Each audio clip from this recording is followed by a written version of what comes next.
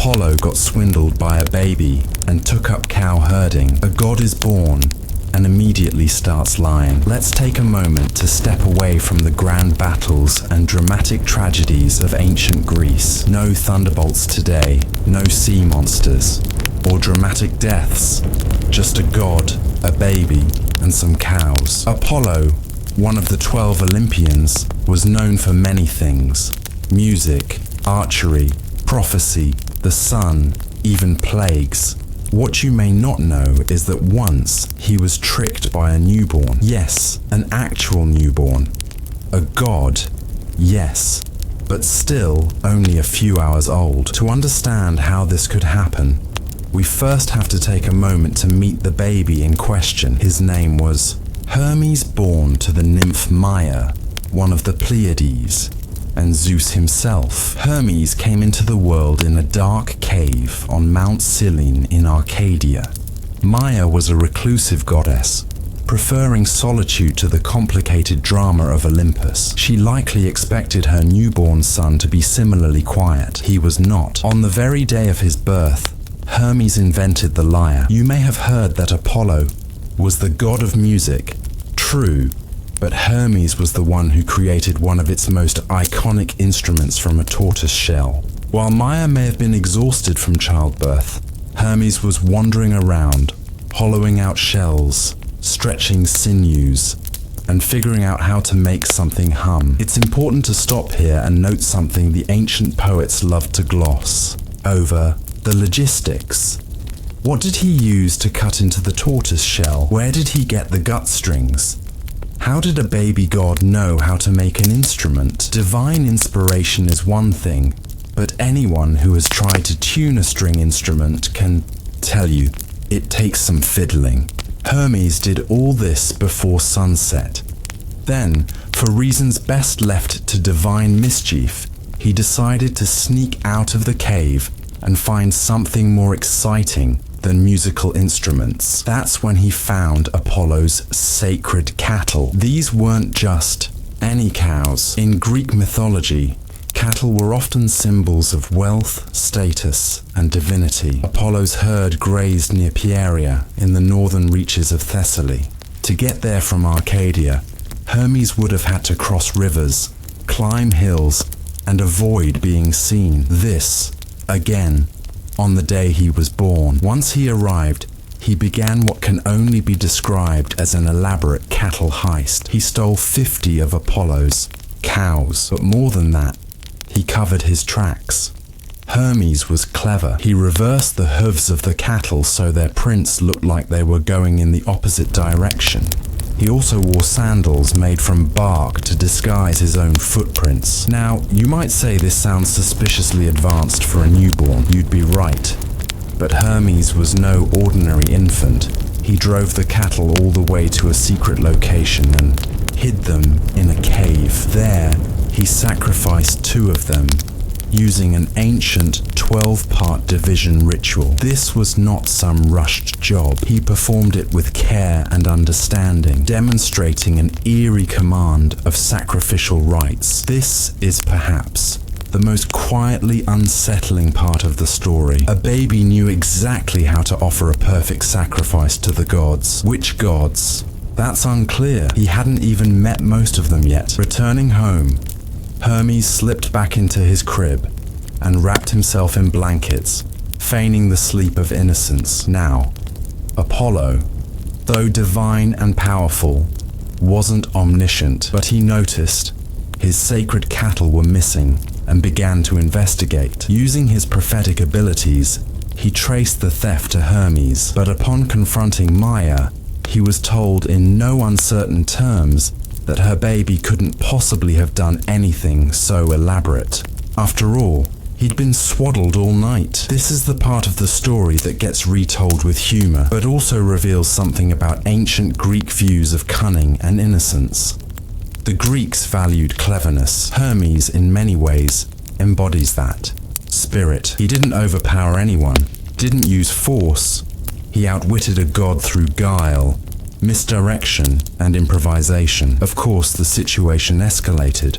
Apollo, growing more frustrated, took the matter to Zeus. Now, one might expect Zeus to be furious. One of his sons had stolen from another, but instead, Zeus laughed. Why? Perhaps because Hermes reminded him of himself. Clever, charming, and never quite honest. Instead of punishing Hermes, Zeus asked him to return the cattle and make amends. Hermes did so, but not without one final flourish. When Apollo confronted him again, Hermes pulled out the lyre he'd invented. The moment Apollo heard its sound, he was enthralled. The music was so beautiful, so moving, that Apollo immediately offered a trade, the lyre for forgiveness. Hermes agreed, and so, in an odd twist, the god of prophecy and the sun received a musical instrument from the baby who had just stolen his cattle. In return, Apollo gave Hermes a golden staff, the caduceus, and a place among the Olympians. He became the god of travelers, thieves, merchants, and messages. This, at its core, is the story of how Hermes rose from a mere newborn to a god with influence, worshipped across the ancient world, all because of a bold theft, a musical instrument, and some extremely confused cows. But while most retellings stop there, there's more to this strange encounter. Apollo didn't just forgive Hermes. According to some traditions, he actually entrusted him with watching over those very cattle. Why would the god of the sun allow a known thief to babysit his herd? That's where the story gets quieter, slower, and perhaps more revealing. About gods, about trust, and about how even immortals have to deal with the logistics of animal care. But before we head to that next part of the story, before we examine Apollo's surprising choice to delegate livestock duties to a lying baby turned messenger god, consider this. What do you do when someone who wronged you turns out to be your most valuable ally? Apollo's herdsman years, solar dignity, meets livestock management. It's easy to picture Apollo as a radiant figure standing atop marble steps, bathed in golden sunlight, playing his lyre or delivering oracles in cryptic verse. But there is a much less glamorous chapter in his mythological resume, one rarely emphasized in poetry or art, where he served time as a herdsman. Yes, Apollo, god of the sun, music, and prophecy, once worked in animal husbandry. This strange detour in his divine career didn't begin out of choice. It was penance. Let's wind the clock back. After the cattle debacle with Hermes, things settled for a while. But Apollo, like many of the Olympians, had a temper. In a later myth, he kills the Cyclopes, who forged Zeus's thunderbolts. Why? Because one of those bolts had been used to kill his son, Asclepius, the god of medicine. Zeus, for all his flaws, didn't take kindly to having his armorer murdered.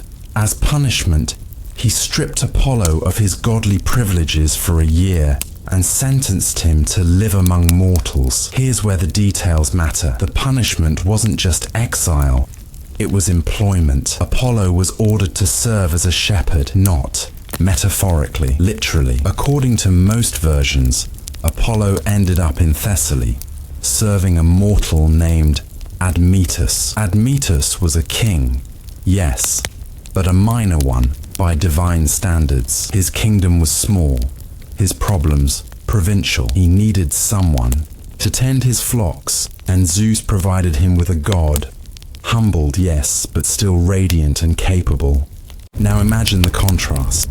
Apollo, once a luminous figure of prophecy and celestial order, reduced to rising before dawn, checking fences, guiding bleating animals across dusty plains, and monitoring water troughs. The poetry fades fast when you think about manure. Still, Apollo didn't rebel.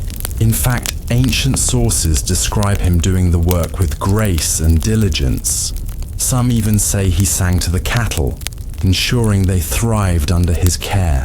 Under his watch, Admetus's herds multiplied and flourished. Their coats gleamed, and their health improved. A divine touch in a mundane job. This version of Apollo, calm, compliant, and quiet, isn't the one that usually graces myths, but it offers something rare in Greek mythology, a moment of stillness. A god removed from Olympus, stripped of grandeur, walking across quiet meadows in contemplation. There's no battle, no music, no grand declaration, just Apollo, the cowherd. Interestingly, he didn't resent Admetus. On the contrary, Apollo seemed to admire him. According to some tellings, their relationship was close, possibly romantic, possibly platonic, but undeniably sincere.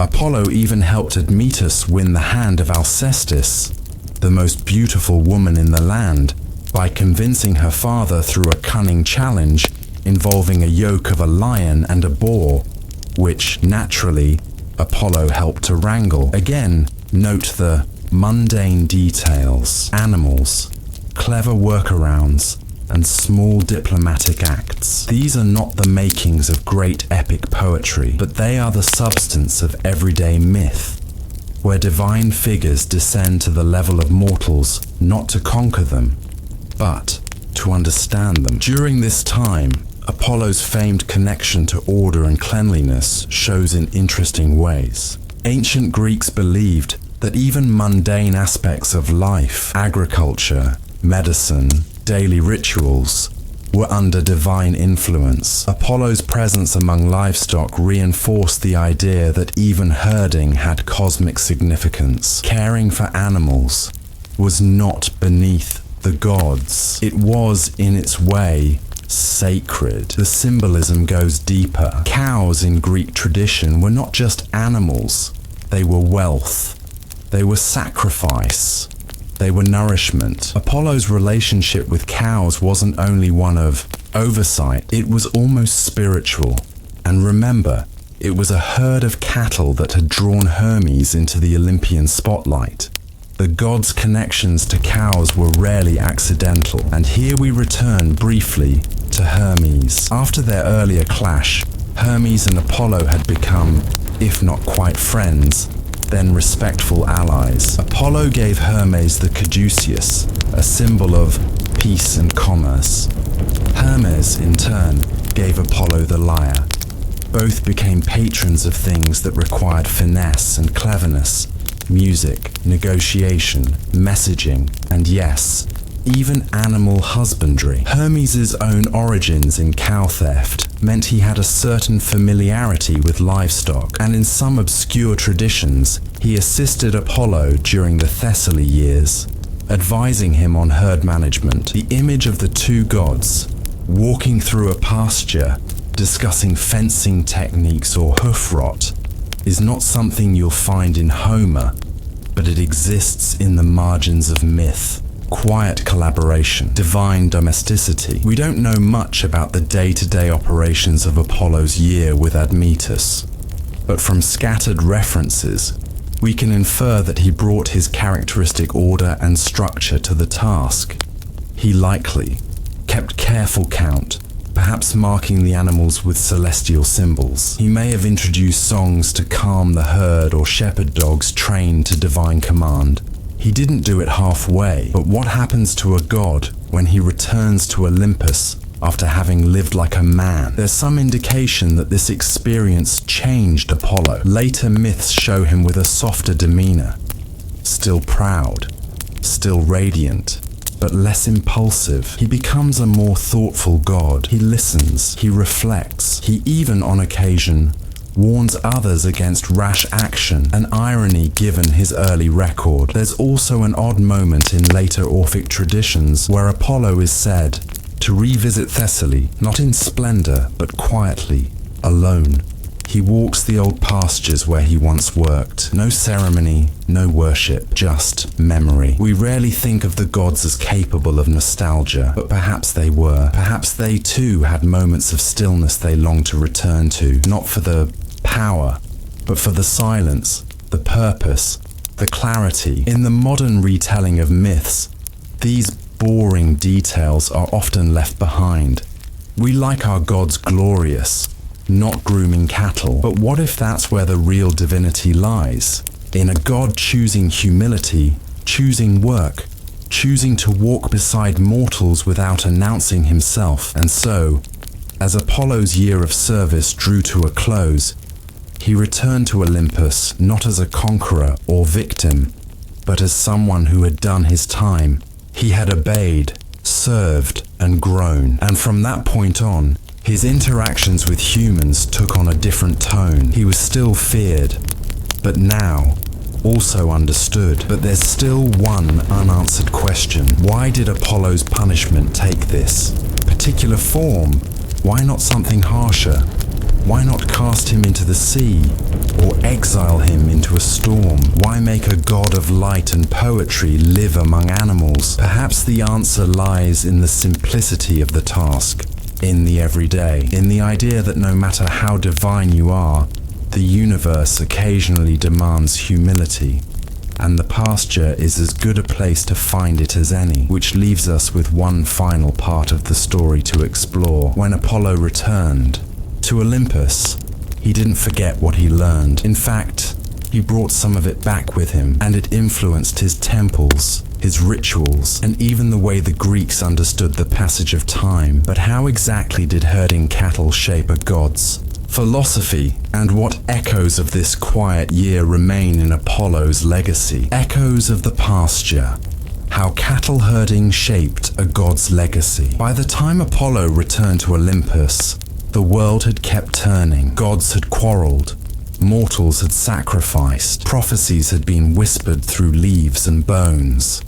But something had shifted, not in the heavens, but in Apollo himself. You might expect that once freed from his pastoral punishment, Apollo would cast off the experience like a forgotten cloak. But the quiet year spent tending cattle under the open skies of Thessaly never quite left him. Though stripped of his usual power during that time, he had gained something the Olympians rarely sought: perspective. When you consider Apollo's myths after his return, the influence of that year is subtle but persistent. Take his temples, for instance. Before his exile, Apollo was already worshipped widely, but afterward there was a distinct turn toward the orderly and serene. His most famous temple at Delphi, rebuilt after his return, became not just a center of prophecy, but of moderation. The phrase "Medon Agon," nothing in excess, was inscribed at its entrance, a quiet nod to restraint, perhaps born of a life lived without divine indulgence. Delphi itself became a symbol of balance between chaos and control. The Pythia, the priestess who channeled Apollo's oracles, spoke in riddles, yes, but from a place of stillness, seated over a chasm, inhaling vapors from the earth. The chaos of prophecy was contained in a ritual of precision. Cattle were often sacrificed there, as in many temples, but under Apollo's domain, the act was refined into something more than offering. It became choreography. Even Apollo's music changed. According to later hymns, the god who had once delighted in raw power and impromptu hymns began to favor structured scales, repetition, and mathematical beauty. The lyre, which he had acquired from Hermes during the infamous cow heist, became central to his iconography. Its strings symbolized harmony, not just of sound, but of being, order from chaos, simplicity from noise. And the lyre, remember, was born from a tortoise shell, a humble object, repurposed, much like a god who had once been cast down and asked to walk beside beasts. There's also the curious legacy of Apollonomios, Apollo the shepherd. This was a real title used in various parts of ancient Greece, particularly in Arcadia and Thessaly. It refers directly to Apollo's time as a herdsman, and though less well known than his other epithets like Phoebus, bright, or Loxias, oblique, or ambiguous, it carried real significance. In pastoral villages, Apollonomios was seen not as a distant, shining god, but as one who understood land and toil. He was invoked for protection of livestock, for good weather, and for gentle births among animals and people alike. Shrines were modest. Rituals were simple, but the reverence was profound. It's tempting to think of this as a quaint rural variation, a rustic footnote to a grander myth, but in truth, it speaks volumes about how mythologies adapt and how a moment of humility can echo across centuries. There is, however, another curious legacy of Apollo's shepherd days that has gone mostly unnoticed. In several temple inscriptions, dating to the late classical period, Apollo is said to have introduced a new system for marking time, seasonal calendars based not on celestial cycles alone, but also tied to the rhythms of agriculture and livestock. The idea being that time was measured not just by stars, but by the cycles of earthly life. Some historians argue this is symbolic rather than literal, but the idea remains. A god once cast down to earth returned with a sense of time grounded in the ordinary, not eternal, but cyclical, not perfect, but practical. It's a powerful image. Apollo returned to his place among the gods, adjusting his views not through divine decree, but through a year of observation, watching animals graze, learning the signs of spring from grass and birth patterns, understanding perhaps for the first time what it means to wait. And in that waiting, he may have discovered a different form of divinity, one that wasn't based in lightning or glory, but in endurance, patience, repetition. There's something deeply human about this. We all have moments where life strips us of our imagined importance.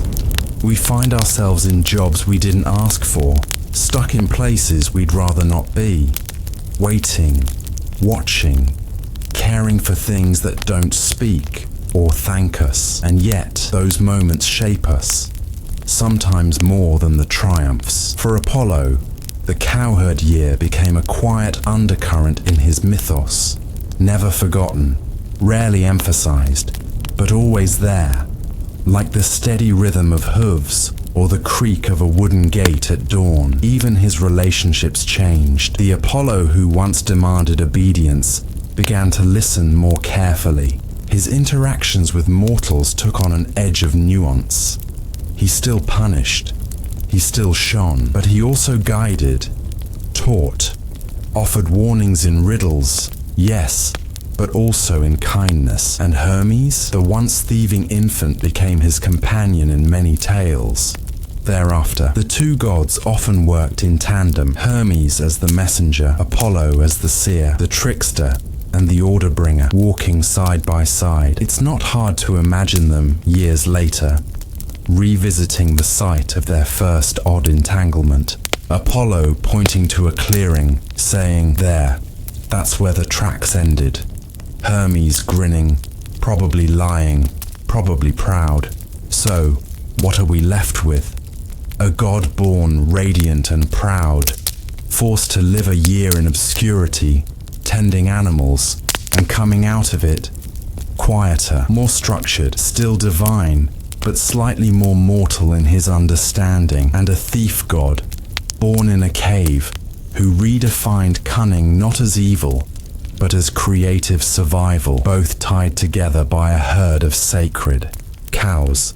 It's easy to dismiss these myths as fanciful tales, but beneath the surface, they offer something universal: the importance of the mundane, the shaping power of small duties, the quiet resilience of doing the same thing day after day and finding meaning in it. So next time you think of Apollo, don't picture him only on his golden chariot or beside the oracle stone. Picture him at the edge of a field, staff in hand, watching over cows, humming a song no one else can hear. The sun still rises, after all, and someone, even a god, has to keep the cattle in line. The labors of Heracles, the one where he cleaned a barn, filth, feats, and the problem of immovable dung. When most people think of Heracles, better known by the Romanized version Hercules, they think of strength.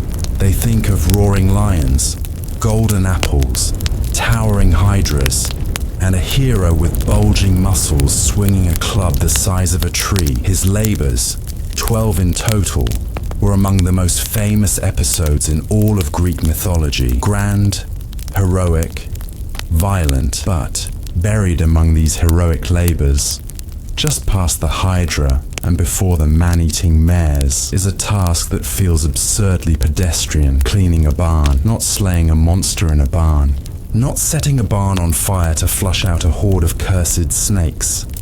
No, just cleaning it. It was called the fifth labor, and it involved the Augean stables, an enormous, foul-smelling, completely unglamorous mess that hadn't been cleaned in decades, literally. Let's go back. After killing his wife and children in a fit of madness, brought on by Hera's divine interference, Heracles was ordered to complete a series of nearly impossible tasks as penance. These became the famed 12 labors, set by King Eurystheus of Tiryns, who was both cowardly and crafty. Eurystheus wasn't interested in redemption. He wanted Heracles dead or humiliated, and if monsters couldn't do the trick, then maybe shame could. So for labor number 5, he assigned something meant to strip Heracles of dignity rather than test his might. Clean the stables of King Augeas of Elis. Now this wasn't just a chore,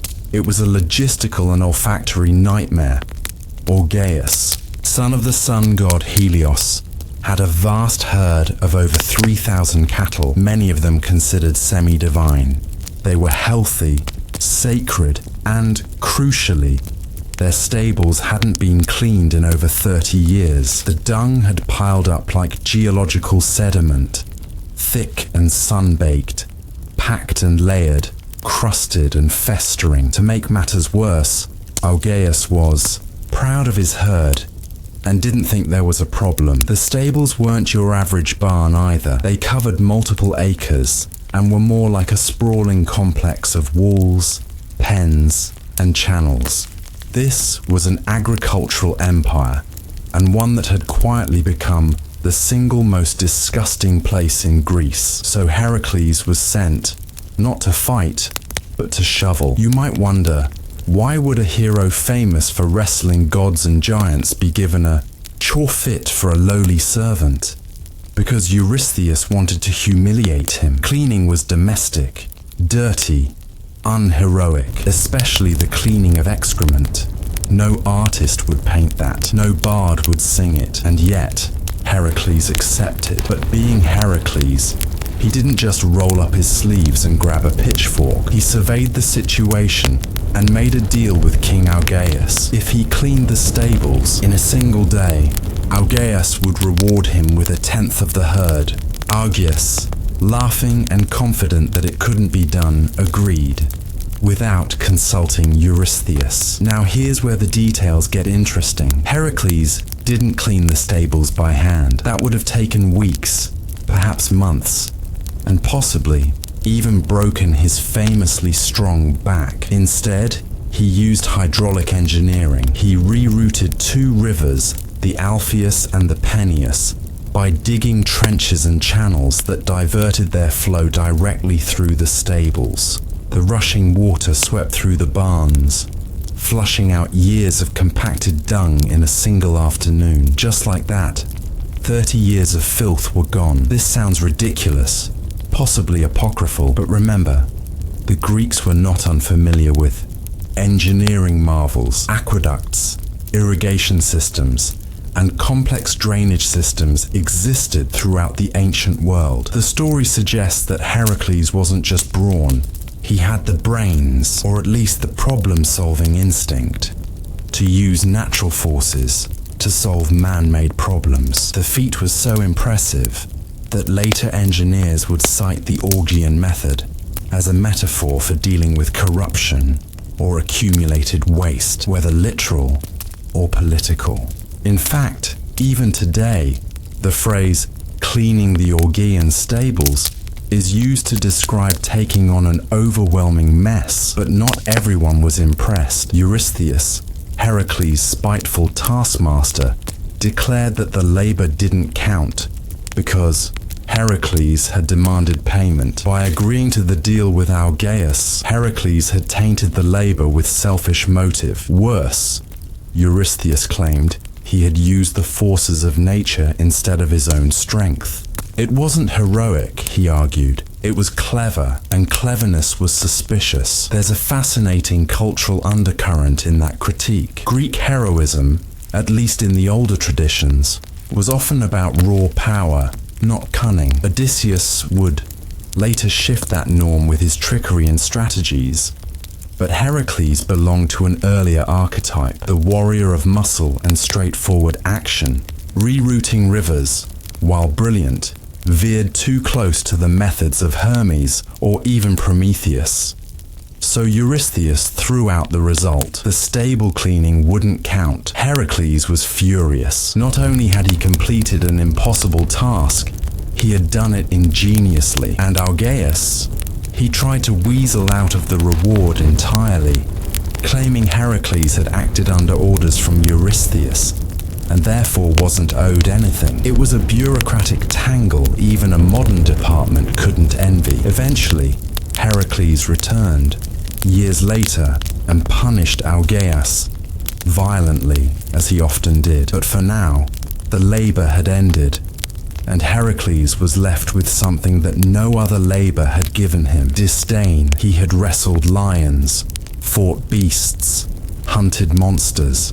But here, after doing a job no one else dared approach, he was mocked, cheated, and told it didn't count. And yet, this may have been the most real thing Heracles ever did. In myth, it's easy to become numb to glory. Slaying a 3-headed dog, impressive. Defeating a 100-headed dragon, sure. But cleaning 30 years of waste from a sacred barn, that, ironically, requires heroism of a different sort. It's a kind of heroism closer to what people experience every day.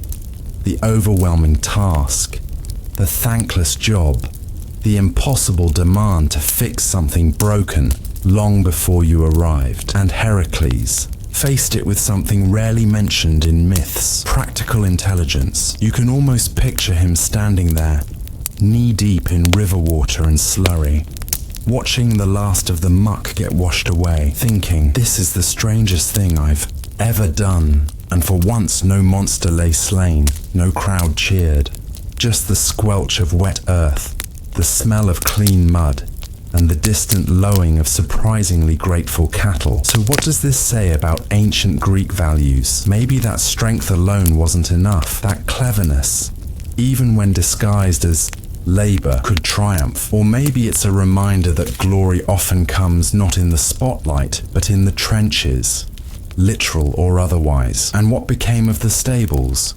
Oddly, they aren't mentioned again. Algaeus fades into obscurity. The barn, once cleaned, simply continues to exist. Perhaps it was left to fill again. Perhaps someone took up the task of cleaning it regularly.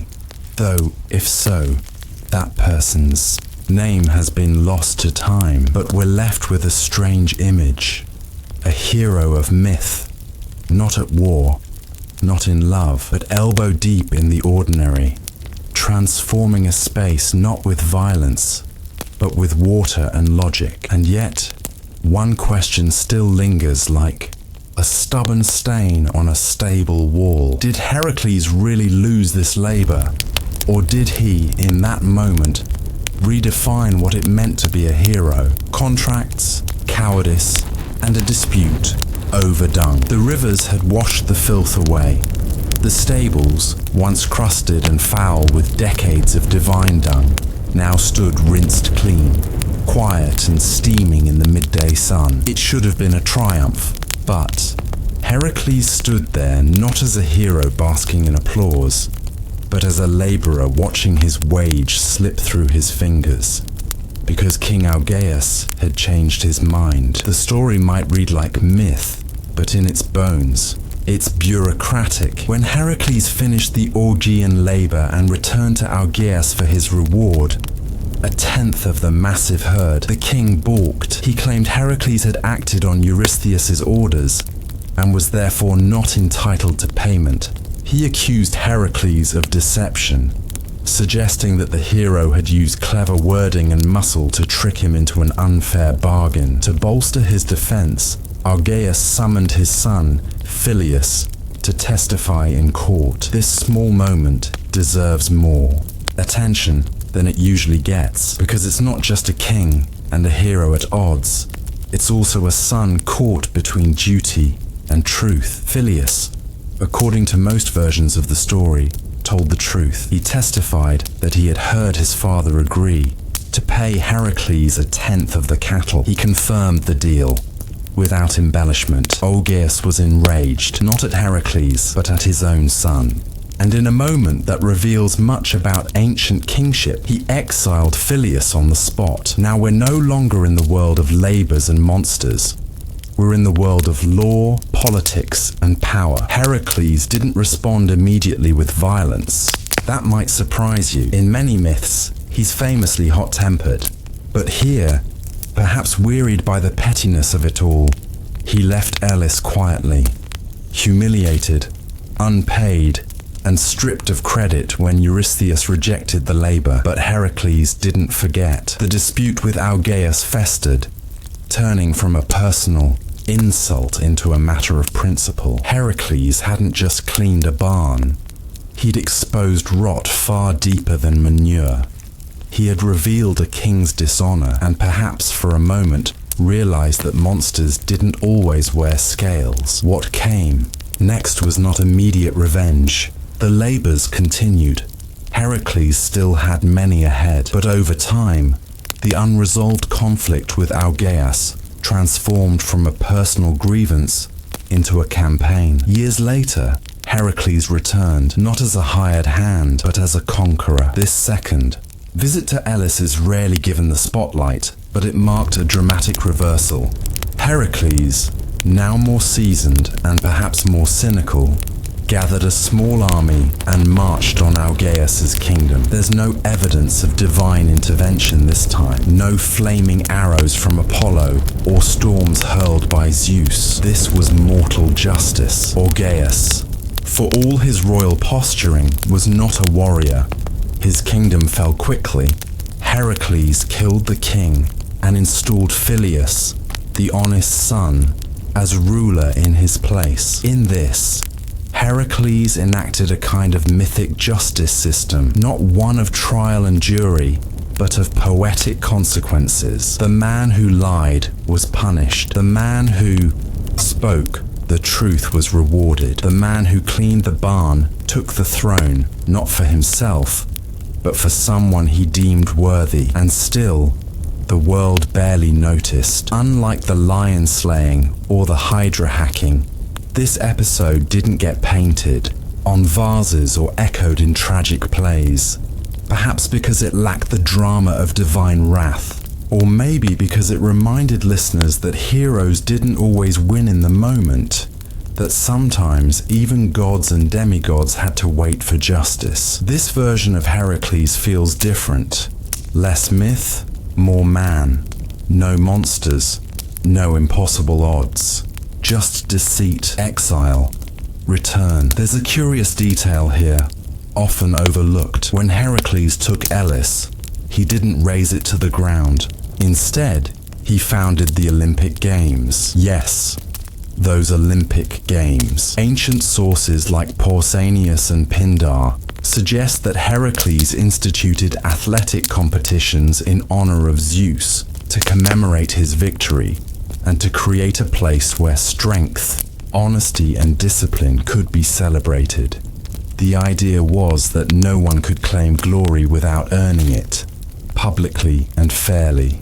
It's worth pausing here. The Olympic Games, over time, became one of the most celebrated traditions in the ancient world. Athletes from all over Greece would gather to compete, not for money, not even for trophies, but for the honor of victory. The victors received olive wreaths, not gold. Their names were etched in stone. Their honesty and physical skill became legendary, and it all may have started because Heracles got stiffed cleaning a barn. Think about that. One of the most enduring legacies of classical civilization, the Olympic ideal, emerged from a labor no one thought was worthy of a hero.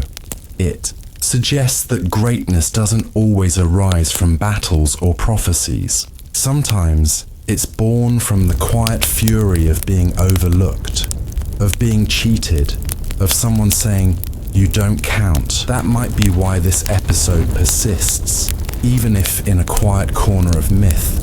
It's not just about Heracles, it's about the world, about work, about the moments when effort goes unnoticed, when justice is delayed, when a deal made in good faith is broken. And it's about what you do after that. Heracles didn't forget. He didn't forgive, but he waited. And when the time was right, he responded, not with petty revenge, but with action that created something larger than himself. The founding of the Olympic Games may not wipe clean the injustice of Algaeus' betrayal, but it turns the memory of the labor into something enduring.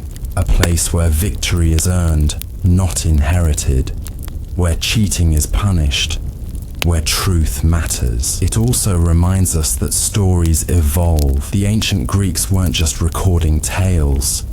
They were weaving values into narrative form. The stable cleaning. Labor, once seen as an insult, becomes the very foundation of a heroic arc.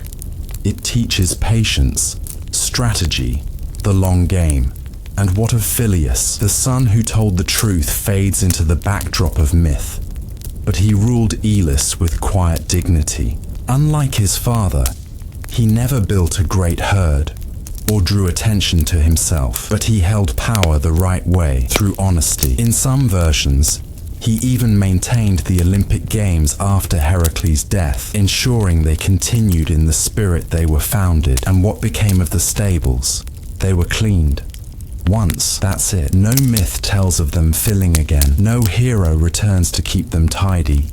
Perhaps the rivers were rerouted back, the channels filled in. Perhaps they simply endured, less filthy now, but still stables, ordinary. Buildings doing an ordinary job, but their legacy lives on in metaphor. To clean the Augean stables became a phrase for undertaking the impossible, for clearing out corruption. It's invoked even now in political speeches and editorial headlines, always with a slight curl of the lip, always with the subtext that someone, somewhere, made a mess, and now someone else must clean it up. Usually without thanks. Heracles didn't get thanks. He didn't get payment. He didn't even get credit from Eurystheus, but he got something else. He got a clean conscience. He got a story that meant more with time. And he got to found a tradition that outlived kings and temples. Still, one question remains unanswered, echoing faintly like the trickle of river water through stone channels. Did Heracles see the Olympic Games as justice, or as a consolation prize for a hero who once had to wield rivers like brooms, a legacy of filth, fairness, and forgotten heroes? By the time Heracles founded the Olympic Games, the world had moved on from dung. People remembered the lion and the hydra, the boar and the birds. They recounted tales of the hero's brute strength, his fury, his endurance. But fewer mentioned the stables of King Algaeus. Fewer still remembered how Heracles had rerouted rivers with little more than determination, or how he'd been cheated, quietly and without fanfare, after completing a task that no one else had dared attempt. History, even mythological history, often forgets labor that looks like janitorial work, but in many ways, that labor, the fifth of the famed 12, might tell us more about Heracles than any of the others. Unlike slaying monsters or capturing golden deer, cleaning the Augean stables required no divine strength. It wasn't a challenge meant to glorify or terrify, it was meant to demean. Eurystheus didn't assign it as a celebration of Heracles' power. He assigned it as punishment, a test of humility, one might say. Though Eurystheus likely didn't care about character development, Heracles accepted it anyway. And in doing so, he entered a space that most heroes avoided, the world of the mundane, the filthy, overlooked, and endlessly repetitive work that others stepped around or ignored. It was not glorious. It would not earn him statues, but he did it. That act, more than any other, offers a moment of connection between myth and daily life. Most of us will never wrestle lions or hold up the heavens, but we do know what it means to clean up after someone else's mess. We know what it feels like to be unrecognized, unpaid, or deliberately overlooked. We know the sting of fulfilling an impossible task, only to be told it doesn't count. And that's what happened to Heracles. When Eurystheus heard that Heracles had finished the labor, he issued a terse and familiar verdict. It doesn't count. Why? Because Heracles had taken payment, at least in theory. Eurystheus used that as grounds to disqualify the labor, implying that the exchange of service for reward had sullied its purity. The logic is flawed, but that wasn't the point.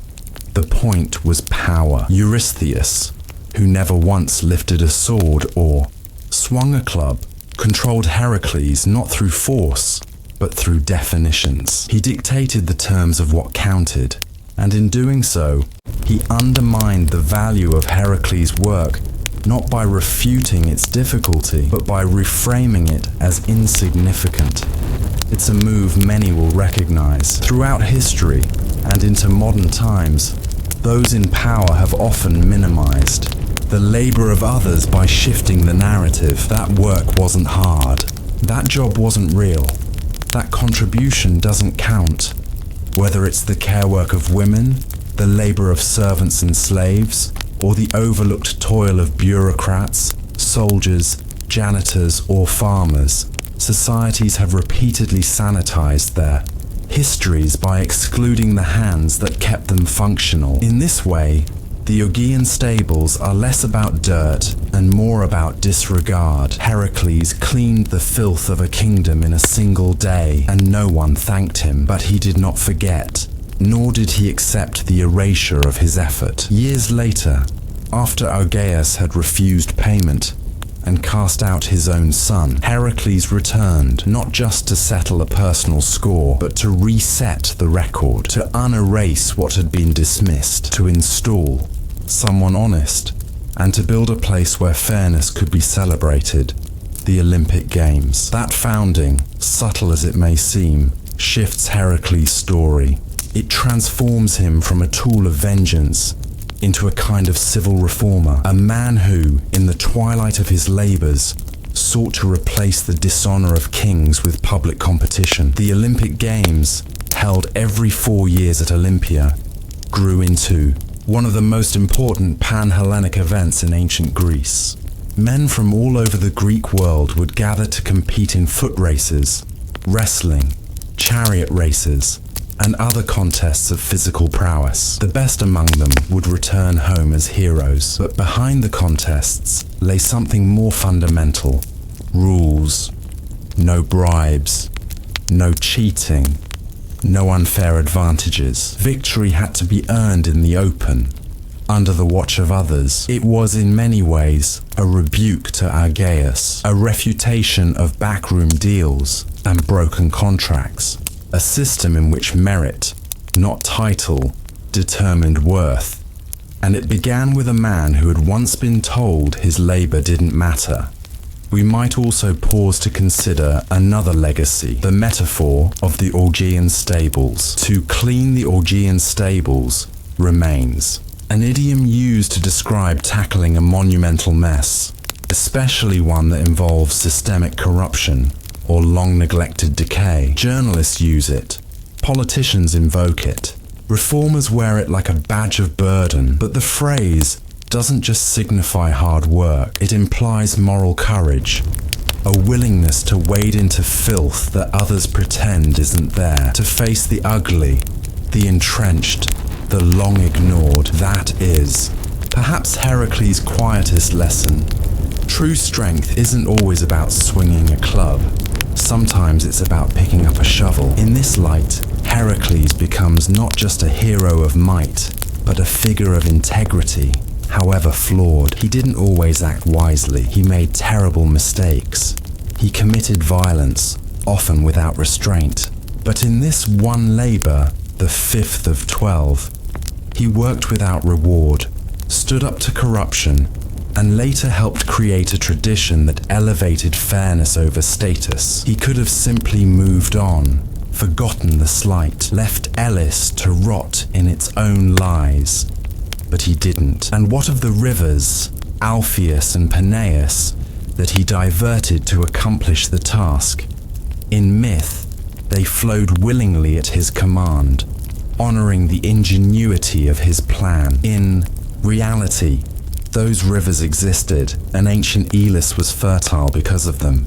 The idea of redirecting them speaks to a broader truth. When systems are clogged, sometimes the solution lies not in fighting the filth directly, but in changing the flow around it. That metaphor, too, persists. To fix the unfixable, sometimes you must change the terrain and the stables themselves. They were never cleaned again, nor were they turned into a monument. No statue of Heracles stands there. No sign says, "Here the hero did his dirtiest work." They were simply part of the palace, used, forgotten, reclaimed by time. But maybe that's the point. Not all great deeds are commemorated. Some of them live on only in metaphors, idioms, or quiet reforms. And so we come to the end of this labor. Not just the cleaning of a barn, but the cleaning of a narrative.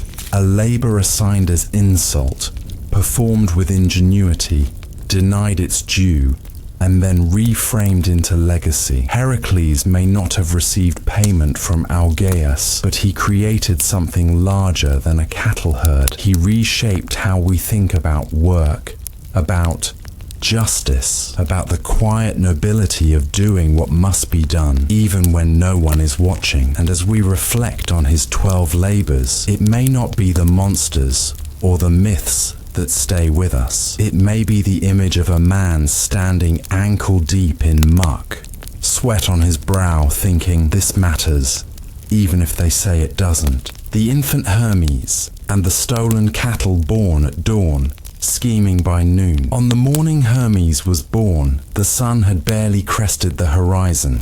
His mother, Maia, gave birth in a shadowed cave nestled in the folds of Mount Cylin.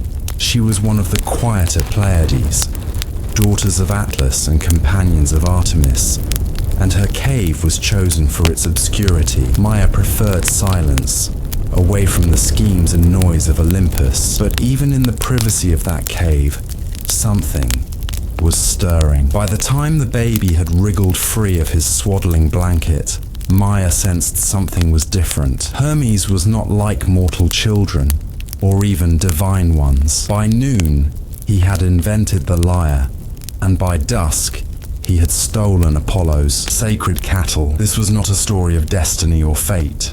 It was a story of impatience, ingenuity, and a particular kind of divine cleverness. Hermes didn't wait to be worshipped. He didn't sit around learning lessons from elder gods.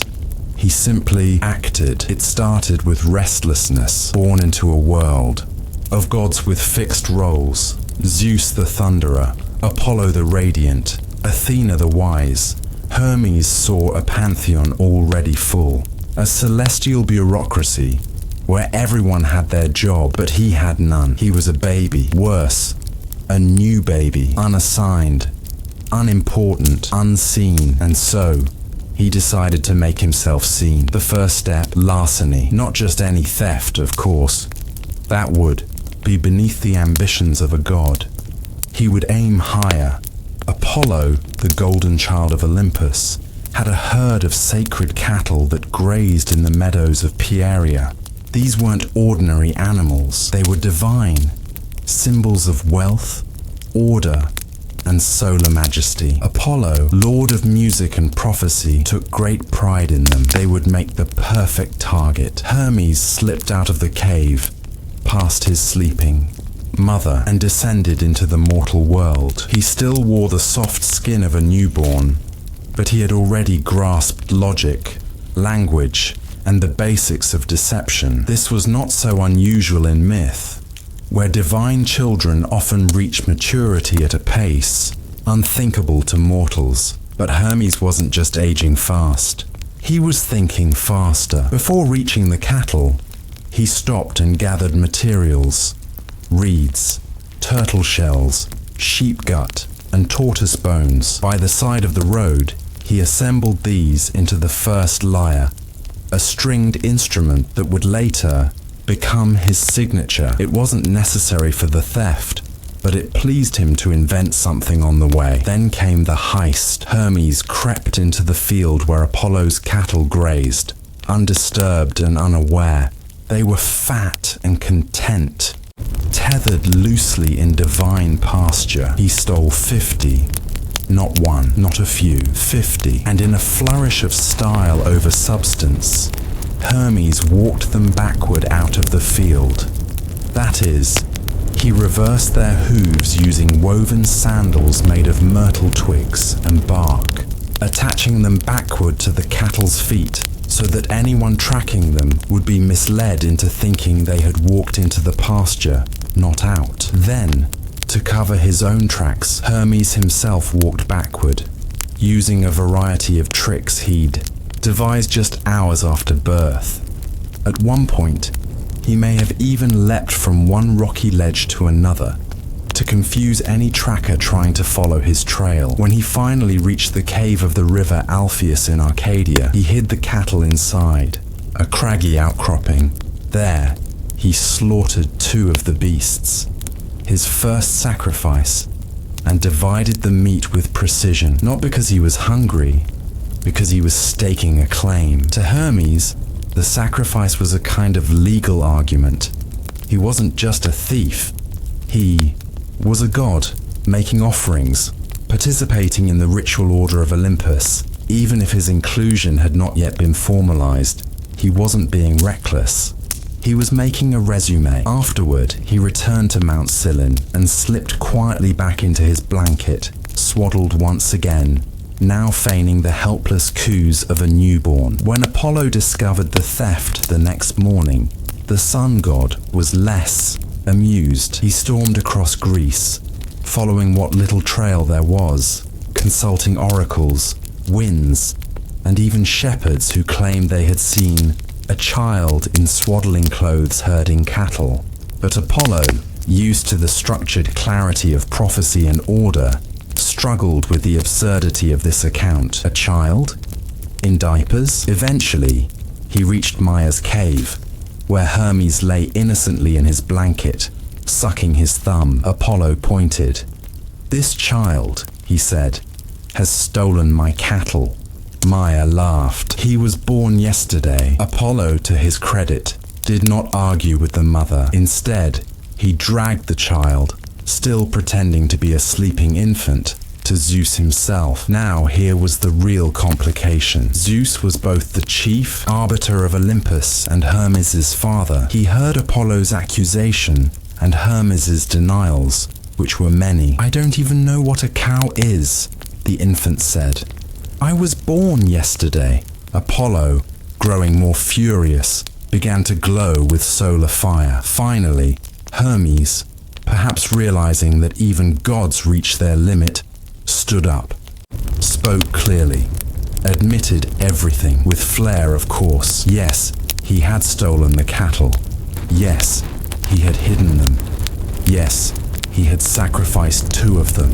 But also, he had invented music. To prove it, Hermes produced the lyre and played it. And in that moment, something strange happened. Apollo, god of music, of poetry, of order, paused. The sound of the lyre was delicate, lilting, like running, water through reeds, or starlight whispered across marble. It was not the brash music of battle, or the solemn songs of temples. It was new, fluid, deceptively simple. Apollo listened, and then, without speaking, reached for it. Hermes, offered him the lyre. It was a trade. In exchange, Apollo granted Hermes the cattle, and more importantly, a place among the Olympians. With this theft, Hermes had done more than annoy a god.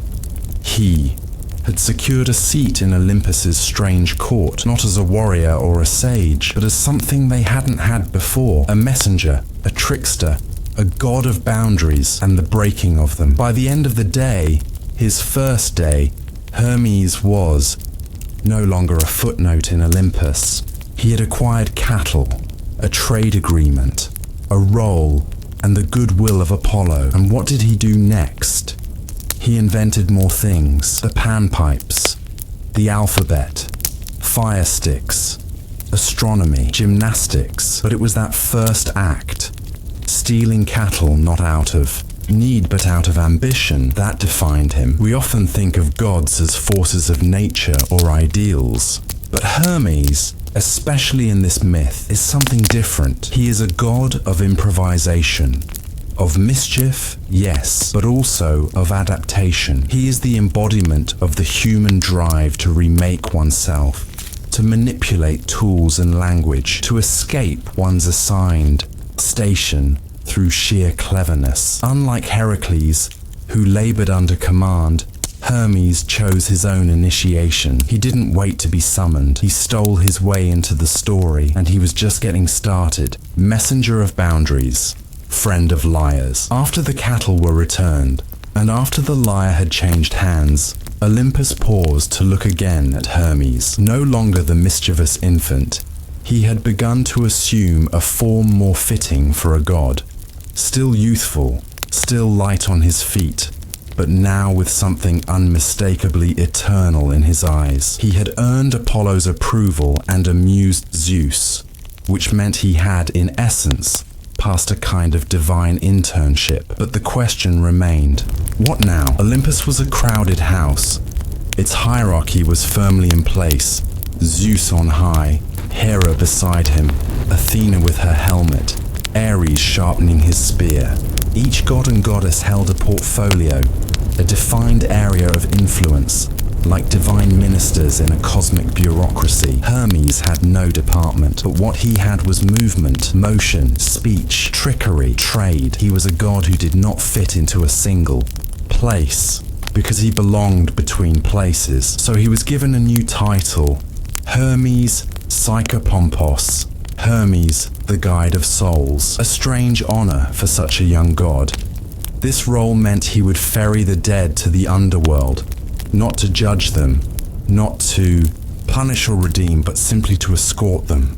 He would become the only god who could travel freely between Olympus, Earth, and Hades. A divine errand boy, some said. But errand boys don't usually get temples or prayers or boundary stones carved with their likeness. The invention of boundaries, the ancient Greeks didn't just worship Hermes as a messenger. They honored him at crossroads, at doorways, at the edges of fields and cities. His image was carved into Herme, stone pillars with his head, and more notably, his phallus. These weren't decorative, they were functional. They marked boundaries. 2. Invoke Hermes was to acknowledge the line between this and that, between inside and outside, between safety and danger, between the living and the dead. Wherever there was transition, there was Hermes. Merchants offered prayers to him before journeys. Athletes honored him before races. Diplomats invoked him when crossing into foreign lands.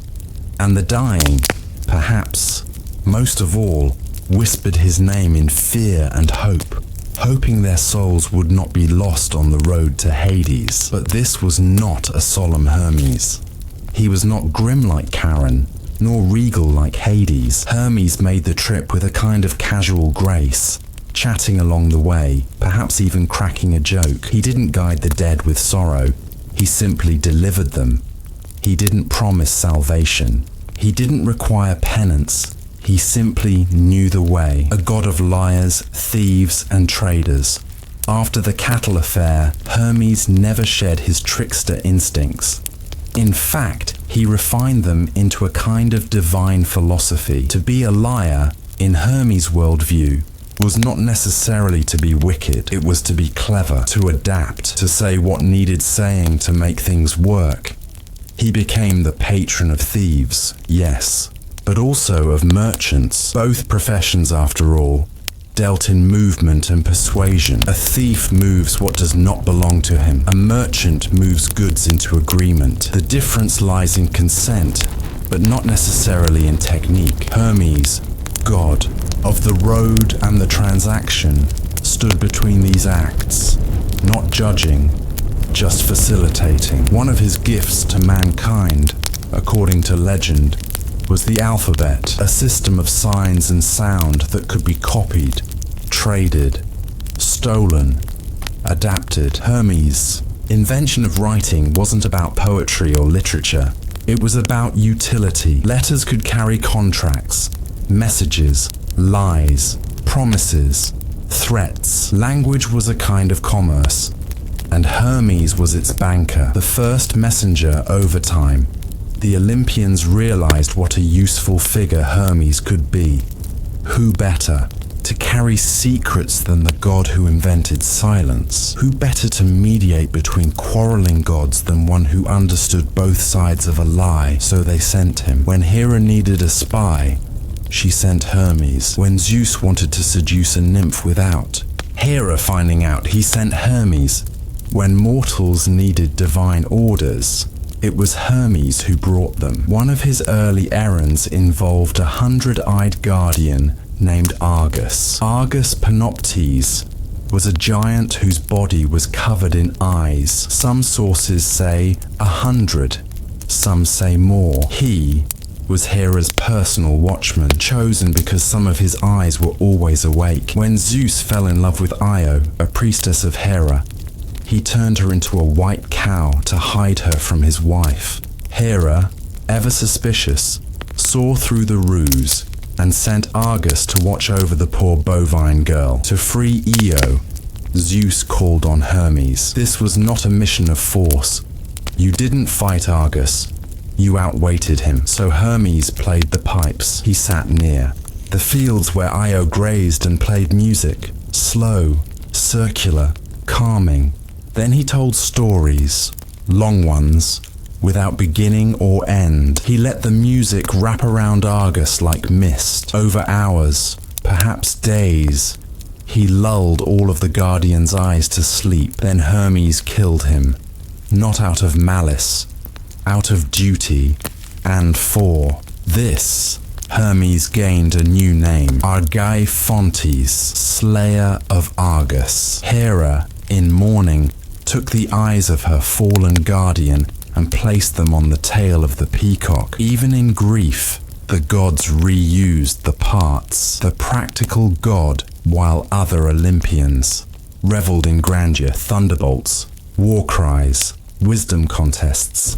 Hermes was a god of the practical. He taught humans how to count, how to barter, how to haggle. He blessed shepherds, helped them keep track of their flocks. He guided travelers on rough roads.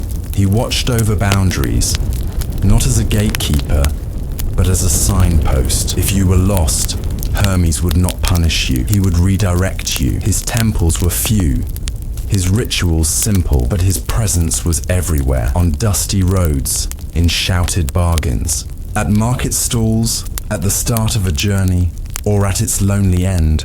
Hermes was always nearby. You didn't pray to him for justice. You prayed to him for luck, for safe passage, for a smooth transaction. He wasn't a god of outcomes. He was a god of movement. Still the trickster, even with divine responsibilities, Hermes remained the sly child of that first story. He stole the sinews of a defeated monster once, hiding them inside a bear's cave just to prove he could. He tricked Aphrodite into an encounter by borrowing Zeus's authority and a little ingenuity.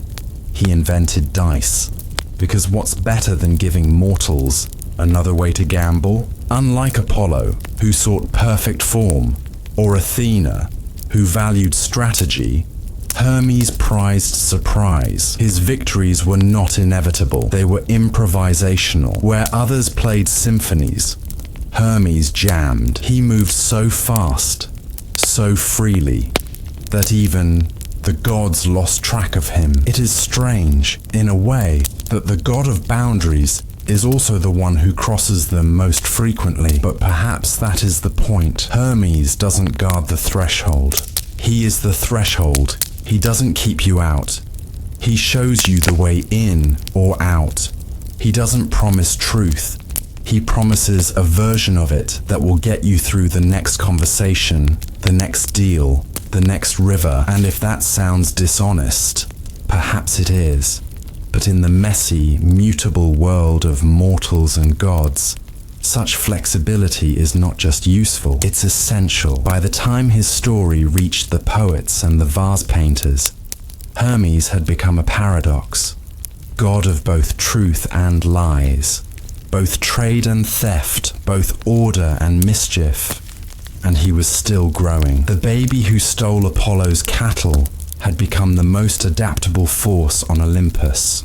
And yet, for all his roles, for all his travels, for all his disguises, he remained in some essential way the same, clever, curious, candid, a god who would rather ask for forgiveness than permission. But as he rose through Olympus, gained titles and temples and worshippers, there was still one question whispered among the immortals. How long could even Hermes outrun the rules? The legacy of the trickster god. By the time Hermes had fully taken his place among the Olympian gods, his reputation had transformed from a mere mischievous infant to a complex figure embodying paradox and possibility. The god who bridges worlds Hermes, role as psychopomp, the guide of souls, made him indispensable in the cycle of life and death. Unlike Hades, who ruled the underworld with cold finality, Hermes was a gentle presence. He shepherded souls from the mortal plane to the afterlife, a comforting figure who eased the transition without judgment or delay. This role also symbolized something profound about the ancient Greek worldview: life and death, gods and mortals, order and chaos, all are connected by thresholds, and Hermes is the keeper of those liminal spaces. In some ways, Hermes represents the very concept of change itself. Change is neither good nor bad. It just is. His constant movement across boundaries mirrors the constant flux in the human condition. Hermes and the human world. Hermes' influence extended beyond mythology into everyday life. Farmers and herders would pray to him before moving livestock from one pasture to another. Merchants, wary of thieves and uncertain trade routes, sought his blessing for safe passage and profitable exchanges. Travelers called on Hermes when embarking on long journeys across rugged terrain. Perhaps more surprisingly, Hermes was the god of language and communication, the first inventor of the alphabet and writing, which enabled humans to record agreements, stories, and histories. By bestowing this gift, Hermes fundamentally shaped civilization.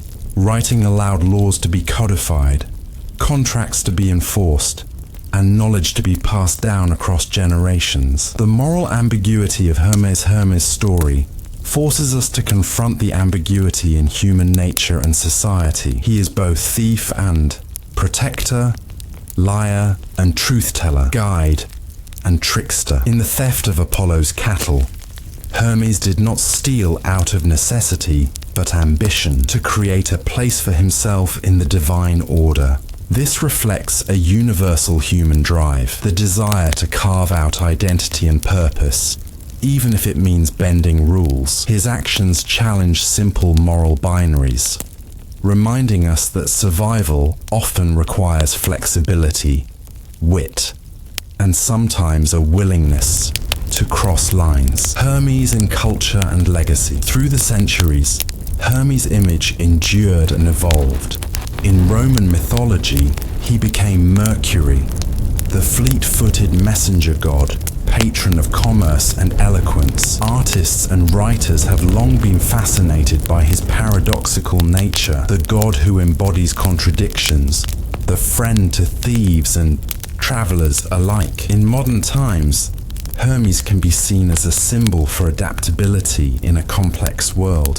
The god who invents tools, stories, and even lies as needed, always moving, always changing, never bound. Final reflection. So when you think of Hermes, think not just of the impish infant stealing cows, but of the divine force behind every journey, every message sent and received, every boundary crossed. He reminds us that life's most important progress often comes from the spaces between rules, the overlooked moments where creativity, mischief, and necessity meet. In the end, Hermes teaches a quiet lesson that in a world governed by order and chaos, sometimes it is the trickster, the rule bender, and boundary crosser who keeps the whole turning. The silent oracle of Delphi, how a sacred spring whispered the future, the origins of Delphi and the Pythia's breath. Imagine yourself standing at the foot of Mount Parnassus, a towering mountain wrapped in a cloak of gentle mist, its jagged peaks reaching upward into the slowly brightening sky. The air is cool and fresh, carrying the faint scent of pine and wildflowers that grow in abundance here, untouched by the clamor of the cities far below. This place feels ancient, so ancient, in fact, that even the stones beneath your feet seem to hold secrets whispered by time itself.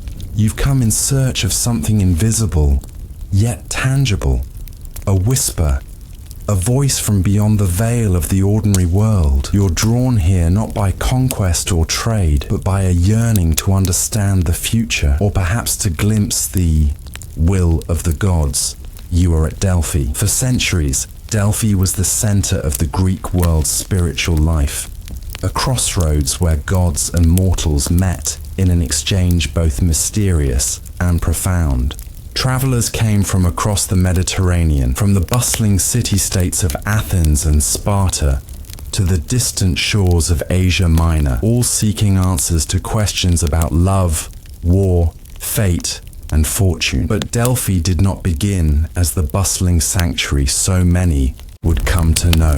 Its origins are wrapped in myth, nature, and the deep rhythms of the earth. The land before the gods, long before the marble temples and sacred treasuries were built. This mountain was wild and untamed. Thick forests blanketed the slopes, and an underground spring bubbled up near a small cave, its waters clear and cool, imbued with an energy that those ancient peoples could feel but not fully understand. The Greeks believed this spring was a gateway to the earth's very soul. They called the place the navel of the world, the Omphalos, believing it marked the exact center where the earth touched the heavens. But this sacred ground was not unguarded. The serpent Python, guardian of the earth's secrets, according to legend, Delphi was once protected by a terrifying serpent, a great dragon named Python. This was no ordinary snake, but a monstrous creature born from Gaia, the primordial earth goddess herself. Python was the ancient protector of the oracular spring, a being older than the Olympian gods. Python was said to coil deep beneath the earth, its eyes glowing with a fierce light as it guarded the secrets that bubbled up from the underworld. It was a creature of chaos and earth, wild and untamed, a symbol of the old world before the gods' order was established. For a time, the serpent ruled alone, and those who came near Delphi spoke in hushed tones, fearful of the creature's wrath. The mountain echoed with silence, except for the occasional hiss of the great snake and the bubbling of the sacred spring. Apollo's arrival, light against darkness. Enter Apollo, the radiant god of the sun, music, and prophecy. Fresh from his travels across the eastern lands, Apollo was a god who embodied reason, harmony, and clarity. But Delphi belonged to Python, and to claim the sacred site, Apollo had to confront the serpent in battle. The fight was fierce, described in poems and hymns as a struggle between light and darkness, order and chaos. Apollo, with his golden bow, loosed arrows that shone like rays of sunlight, piercing a dark forest. Python hissed and struck, its massive coils thrashing the earth. Finally, with one precise shot, Apollo slew the serpent. This act was more than a victory. It symbolized the triumph of a new order, the dawn of the Olympian gods, and the beginning of Delphi's transformation into a center of divine wisdom. The birth of the oracle, the Pythia's breath. After defeating Python, Apollo claimed Delphi as his sacred site and established the oracle, a living connection between gods and mortals. The oracle's voice was the Pythia, a mortal woman chosen to serve as Apollo's earthly mouthpiece. She would sit above the sacred spring, inhaling its vapors, mysterious gases rising from the earth, and enter a trance-like state. In this altered consciousness, the Pythia spoke words that were believed to come directly from Apollo himself. These utterances were rarely clear or direct. They were often poetic, ambiguous, and riddled with double meanings.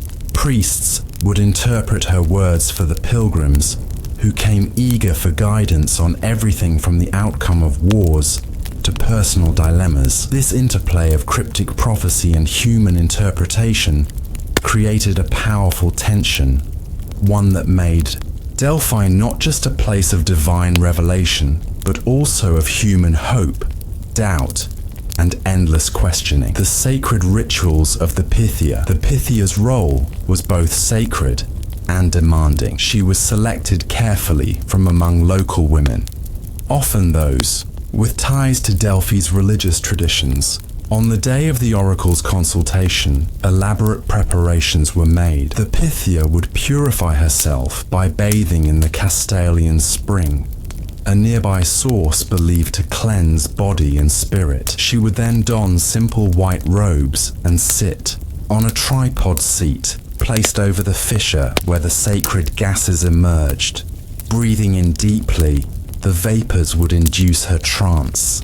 Her voice would shift, her words becoming rhythmic and disjointed. Priests recorded her utterances carefully, knowing the fate of kingdoms might hang on their interpretation. The mysteries beneath the earth. Modern scholars have long debated the nature of the vapors that induced the Pythia's trance. Some suggest natural gases such as ethylene or methane, seeping through cracks in the limestone beneath the sanctuary, had psychoactive effects. Others propose that the ritual itself, combined with the Pythia's spiritual training and the weight of belief, created the altered states. Whatever the cause, the effect was undeniable. The oracle's voice carried authority and power, shaping decisions from kings and generals to farmers and traders. Delphi and the Greek world. As Delphi's fame grew, so did its influence. The sanctuary became a hub, not just of spiritual life, but also of politics and culture. City-states sent lavish gifts to the temple, hoping to curry favor with Apollo and secure favorable prophecies. Treasuries lined the sacred way to the temple, filled with offerings of gold, ivory, and art. The oracle's advice was sought on war, colonization, lawmaking, and even marriage. Yet the ambiguity of the Pythia's prophecies meant that many left, puzzled or frustrated, forced to wrestle with the uncertainty inherent in the future itself. The oracle's voice echoes through time. For over 1,000 years, Delphi stood as a beacon of divine communication.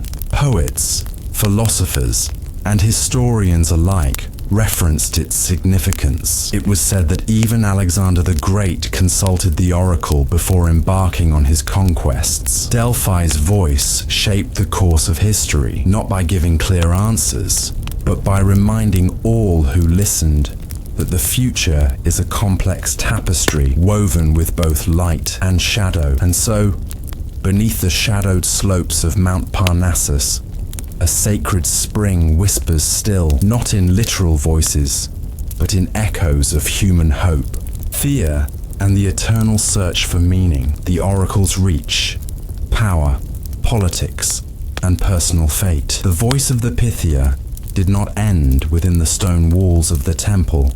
It rippled outward across the Greek world, touching kings, generals, common citizens, and the very course of history itself. To understand the true significance of Delphi, you must look beyond the sacred precinct to the intricate web of influence the oracle wove through society. Delphi, as a political powerhouse Greek city-states, often fractured and in conflict, viewed the oracle as a crucial arbiter in moments of uncertainty.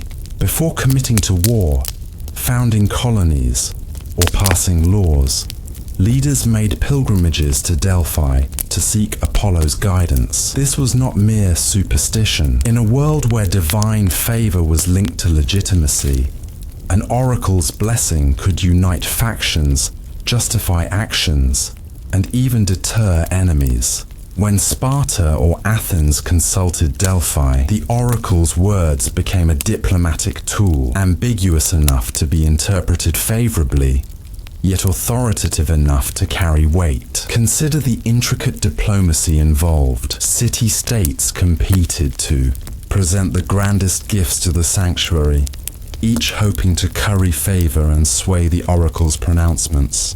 This competition fueled a cycle where Delphi grew wealthy and politically influential, shaping decisions far beyond its mountain home. The oracle and Greek colonization, Delphi's voice also echoed across the Mediterranean through the establishment of new Greek colonies. When a polis planned to send settlers abroad, whether to Sicily, Asia Minor, or North Africa, it sought the oracle's advice. The Pythia's pronouncements would guide timing, location, and leadership choices, blending religious ritual with practical governance. These consultations were crucial because colonization involved risk and uncertainty, hostile lands, unfamiliar peoples, and the challenges of survival. The oracle's ambiguous prophecies allowed leaders to interpret signs in ways that balanced hope with caution. In this way, Delphi became a silent partner in the Greek expansion, a spiritual compass in the turbulent seas of migration and empire building. Personal stories of fate and faith beyond kings and cities. Ordinary people also came to Delphi, carrying their hopes, fears, and secrets. There are records of farmers seeking advice on when to sow crops, merchants asking about safe trading routes, and families requesting guidance on marriages or childbirth. These personal consultations remind us that the oracle was not just a political instrument, but a deeply human source of comfort and counsel. The act of traveling to Delphi, presenting offerings and receiving the oracle's words created a moment of pause, a chance to reflect, to dream, and to find meaning amid uncertainty. The oracle's influence on culture and philosophy. Delphi's reach extended into Greek art, literature, and philosophy. Poets like Pindar celebrated Apollo's sanctuary in their odes, weaving the sacred myths into cultural memory. Playwrights incorporated references to the oracle's riddles, exploring themes of fate, knowledge, and human limitation. Philosophers debated the nature of prophecy, free will, and divine knowledge, often using Delphi as a case study. Socrates, famously, is said to have been declared the wisest man by the oracle, a statement that shaped his lifelong questioning and teaching. In these ways, Delphi was not just a religious center, but a crucible for ideas that shaped Western thought. The decline of Delphi's power, the oracle's influence waned over centuries. The rise of Macedon and later Rome shifted political centers away from Delphi. New religious movements, especially Christianity, challenged the old gods and their oracles. In the late antique period, The sanctuary fell silent, the sacred spring dried, and the Pythia's voice faded into history. Yet, even as the temple crumbled, Delphi's legacy endured, preserved in texts, ruins, and the human fascination with the unknown. The story of Delphi teaches us that history is not only the tale of kings and battles, but also the quiet breath between moments, the whispered questions that shape human destiny, the final echoes, decline, legacy, and lessons from Delphi. As centuries passed, the once vibrant sanctuary of Delphi gradually fell silent. The stone columns weathered storms and time. The sacred way grew over with grass, and the sacred spring that once fueled the Pythia's trance slowed to a trickle. Yet, the story of the oracle did not simply end in ruin. Its legacy continues to whisper through history, inviting reflection on how humans have sought meaning, guidance, and certainty in uncertain times. The final days of the oracle, by the late Roman Empire, Delphi's influence had diminished significantly. Political power centers had shifted. Athens, Rome, and Constantinople had risen, drawing focus away from the remote mountain sanctuary. Religious change played a critical role in the oracle's decline. The rise of Christianity challenged the ancient Greek pantheon, often condemning or outright banning pagan rituals. Imperial decrees in the 4th century CE officially closed many temples, including Delphi's. The Pythia's voice fell silent, her sacred tripod abandoned. Pilgrims no longer gathered on the mountain, and the holy spring's gases no longer rose in mystic mists. But even as the physical site decayed, the aura of Delphi endured in collective memory. How Delphi shaped Western thought. The influence of Delphi extends beyond the ancient world. Philosophers, writers, and thinkers have long grappled with the themes embodied by the oracle: fate versus free will, the limits of human knowledge, and the search for truth. The ambiguous pronouncements of the Pythia remind us that knowledge is often incomplete, that certainty is elusive.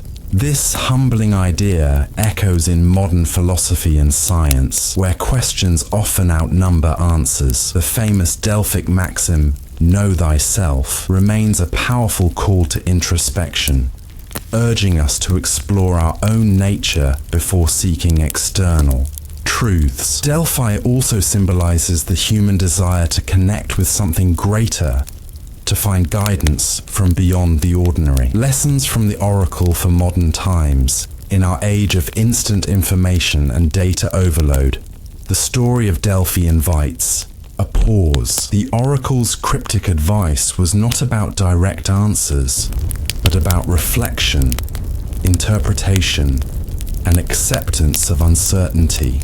It suggests that sometimes the questions we ask and the patience with which we wait for answers are as important as the answers themselves. Delphi reminds us of the value in listening, in silence, and in the humility to acknowledge what we do not know. In a world racing towards certainty and control, the ancient sanctuary offers a quieter wisdom, that some truths must be approached gently, in whispered riddles rather than shouted proclamations. The ruins, today, and their symbolism today. The ruins of Delphi stand as a testament to a world where myth and reality intertwined. Visitors tread carefully among broken columns and scattered stones, feeling the weight of thousands of years.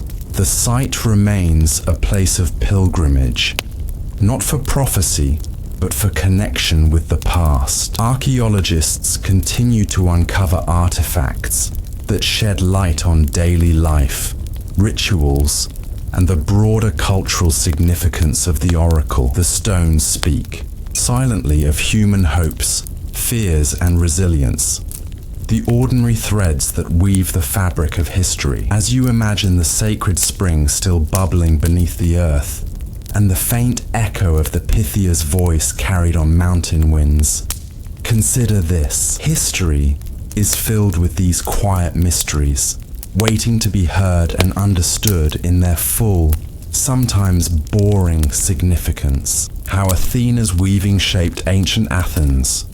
The story behind the loom and the goddess, threads of myth and everyday life. If you picture ancient Athens, your mind might first wander to towering marble temples, bustling agora marketplaces, or the thoughtful figures of philosophers gathered in the shade.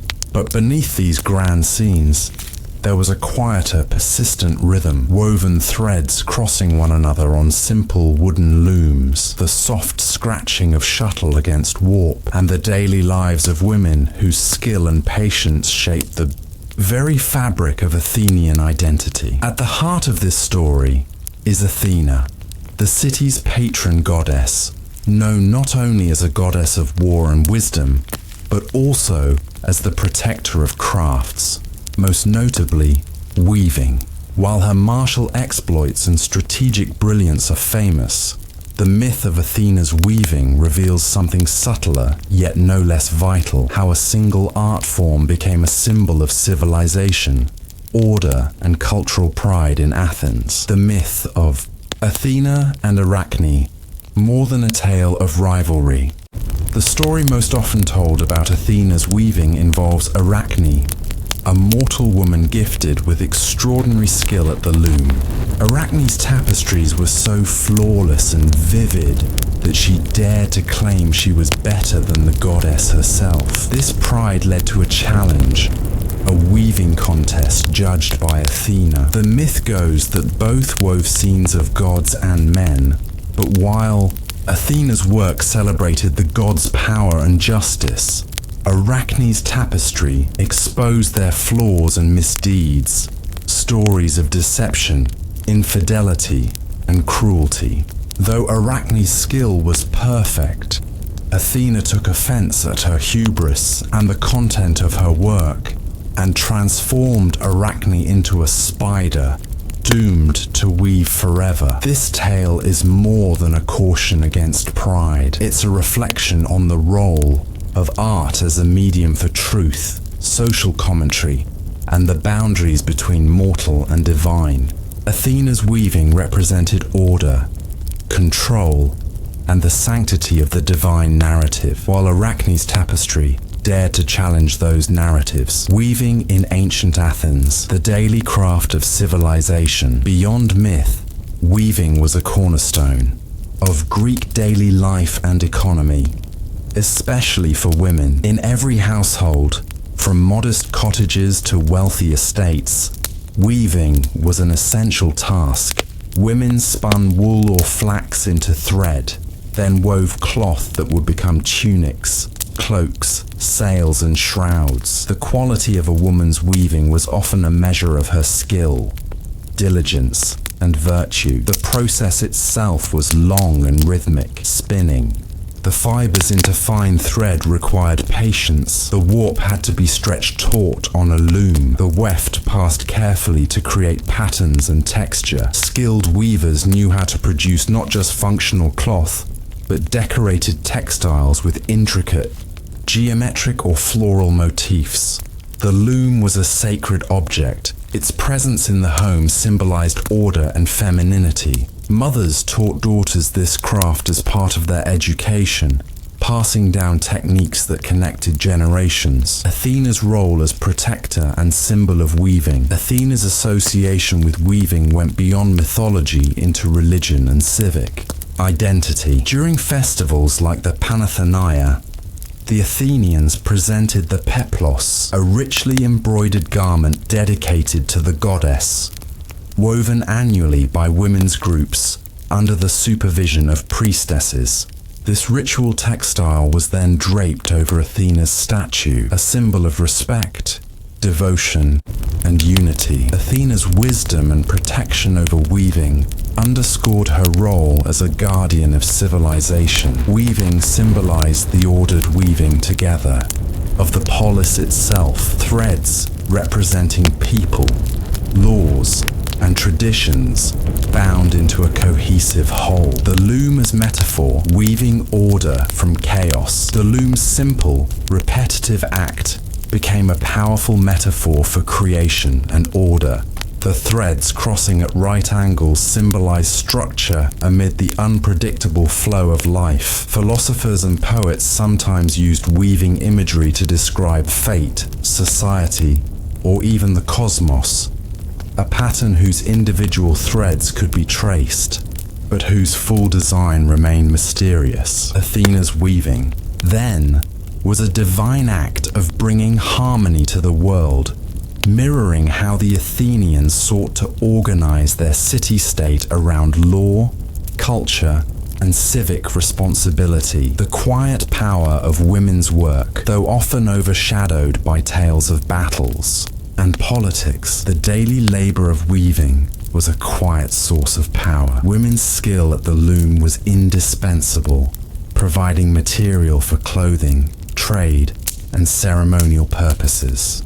The patience, precision, and endurance required were virtues celebrated in both myth and society. Weaving was a form of storytelling. Patterns could convey social status, familial identity, or regional styles. In a way, each cloth was a personal narrative, woven thread by thread. Beyond Athens, weaving in the wider Greek world. While Athens held a special symbolic claim to Athena's weaving, textile production was widespread throughout Greece. In Sparta, weaving was also a respected female duty, though less tied to divine myth. Elsewhere, weavers crafted textiles that became prized trade goods across the Mediterranean. The tools, techniques, and patterns varied, but shared a common cultural importance. Weaving was a bridge between the domestic sphere and the broader economic and religious world. As the day fades and the last threads are tied off on a loom somewhere in ancient Athens, consider the countless hands, the quiet moments, and the stories.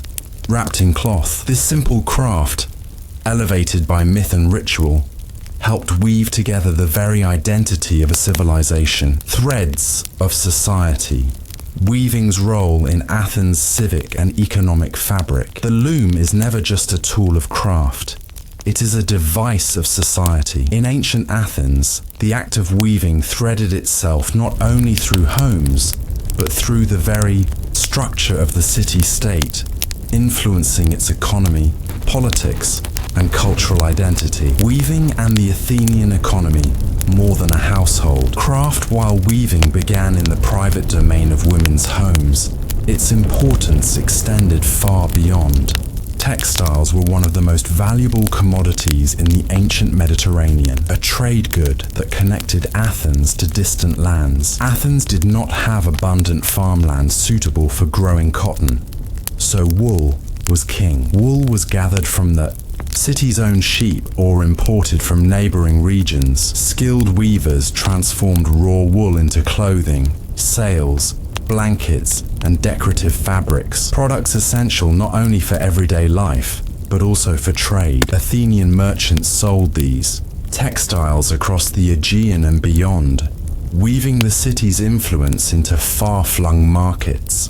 The quality and reputation of Athenian cloth helped fund civic projects, religious festivals, and even military endeavors. Athena's peplos, a civic textile ritual, one of the most significant intersections of weaving, religion, and politics, was the annual creation of the Panathenaic peplos, a richly embroidered garment dedicated to Athena during the Panathenaia festival, Athens' grandest celebration. Every year, selected women, called ergastinai, were responsible for weaving the peplos. This was no ordinary cloth, but a carefully designed symbolic textile depicting mythological scenes, battles, divine figures, and representations of the city's virtues. The ritual itself symbolized the unity of Athens, the citizens collectively honoring their patron goddess, reinforcing social cohesion through shared religious practice. The peplos was ceremoniously presented to Athena's statue in the Acropolis, its threads a tangible connection between the divine and mortal realms. The Political weight of women's work. Though women in Athens had limited political rights, their weaving work held symbolic power. Through textiles, they participated indirectly in the civic life of the city. The production of the Panathenaic peplos was state-sponsored, overseen by priestesses and magistrates. The process involved coordination across social classes: elite, women leading the work, poorer women assisting, creating a social fabric as intricate as the cloth itself. This collaborative act underscored weaving as a metaphor for social order, threads of diverse individuals woven together into one unified city. Weaving and the myth's influence on gender roles. Athena's association with weaving also shaped cultural expectations of women. The myth of Athena and Arachne, while cautionary, emphasized the virtue of skill, patience, and humility in women's work. Weaving was not merely domestic drudgery, but a respected art form, one that defined femininity in Athens. Women's reputation often rested on their ability to produce fine cloth, making weaving a key marker of social standing. The loom, thus, became a symbol of female identity, agency, and connection to tradition. Weaving as education and socialization. From a young age, Athenian girls learned to spin and weave, receiving hands-on education that prepared them for adulthood. Mothers and elder women passed down techniques, patterns, and stories, combining practical skill with cultural transmission. This process helped sustain the city's traditions, maintaining continuity even as political and military fortunes ebbed and flowed. The loom in art and literature. The importance of weaving was echoed in Athenian art and literature. Vase paintings often depicted women at the loom, underscoring the craft's place in everyday life. In plays and poetry, weaving could symbolize fate, domestic virtue, or the intertwining of human and divine. Athena herself was frequently portrayed with a spindle or loom, her image reinforcing the link between wisdom, craftsmanship, and civic duty. The loom as a symbol of Athenian identity. By intertwining myth, ritual, and daily practice, weaving became a foundational symbol for Athens. The city saw itself as a place of order, intelligence, and culture, a polis woven from many threads, each citizen a vital strand. Athena's loom was more than myth. It was a metaphor for how Athens understood itself and aspired to function. As you reflect on the slow, deliberate work of weaving, thread by thread, pattern by pattern, consider how this humble craft was a quiet force shaping the identity of a powerful city. The loom wove together not just cloth, but society itself. The final threads, legacy and lessons of Athena's weaving. The story of Athena's weaving, from myth to ritual to daily life, weaves together strands of culture, identity, and human experience in a pattern as complex and enduring as the finest Athenian textile. But how did this ancient craft and its divine associations evolve? What lessons did it leave behind? And how does it still echo today? The climactic contest, Athena and Arachne's weaving, dual recall. The pivotal moment. When mortal pride met divine authority, Arachne, boasting unmatched skill, challenged Athena, provoking a weaving contest to determine who was the true master of the craft. This contest was more than a test of technical ability. Athena's tapestry glorified the gods' order, justice, and the rightful hierarchy between mortals and immortals. In contrast, Arachne's tapestry boldly illustrated the gods' transgressions, their jealousies, deceptions, and failures. Though Arachne's work was flawless, Athena was offended not by skill, but by the defiant truth woven into the cloth. The goddess punished Arachne by transforming her into a spider, condemning her to weave eternally. This myth climaxes on the tension between truth and power, creativity and authority, and human daring against divine sovereignty. It leaves us pondering, can art be truly free if it must always honor power? Or does it hold the power to challenge even gods? The evolution of weaving symbolism. Athens grew in power.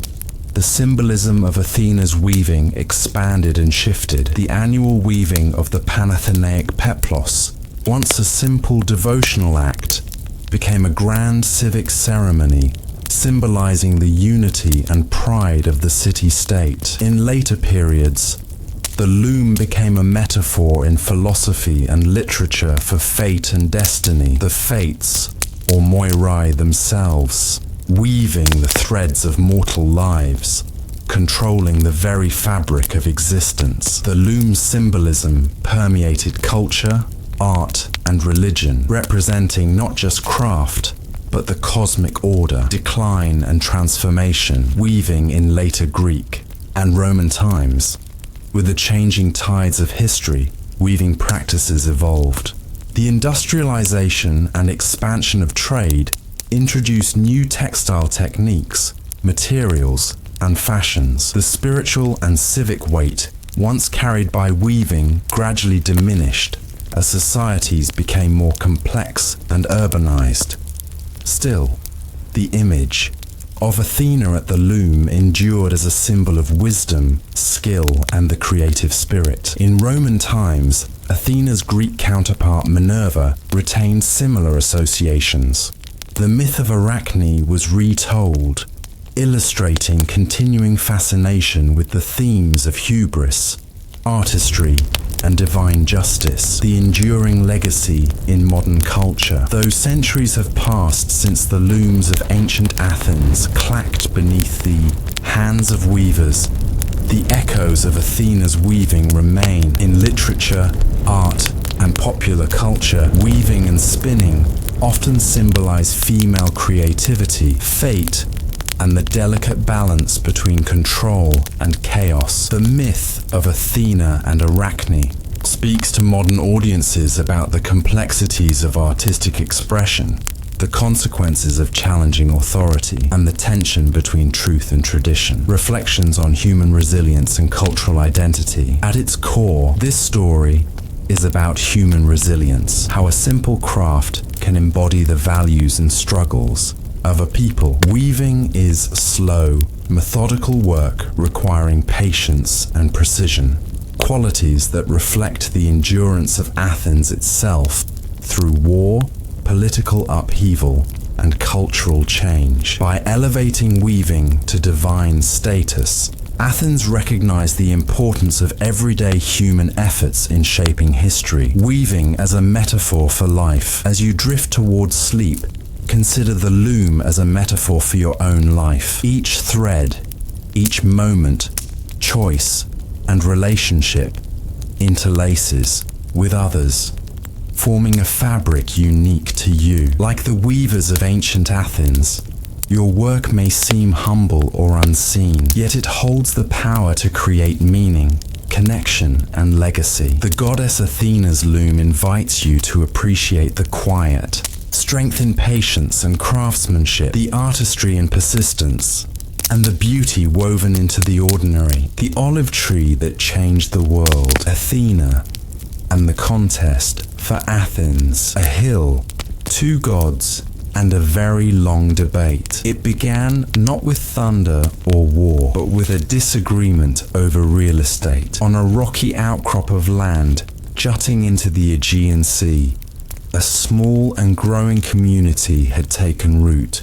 This place, still unnamed, had fertile plains, a defensible position, and access to trade routes. In short, it was a prize. And in the age before democracy, before amphorae of olive oil filled merchant ships, and long before marble temples crowned the Acropolis, this little settlement drew the attention of the gods. Two Olympians set their eyes on it, Poseidon, the god of the sea, and Athena, the goddess of wisdom and craft. Each had ambitions for the city that would rise from the hill, but there could only be one patron deity. So began one of the calmest yet most consequential mythological contests in Greek lore, a quiet moment of decision that would ripple through thousands of years of history, culture, and economics. Not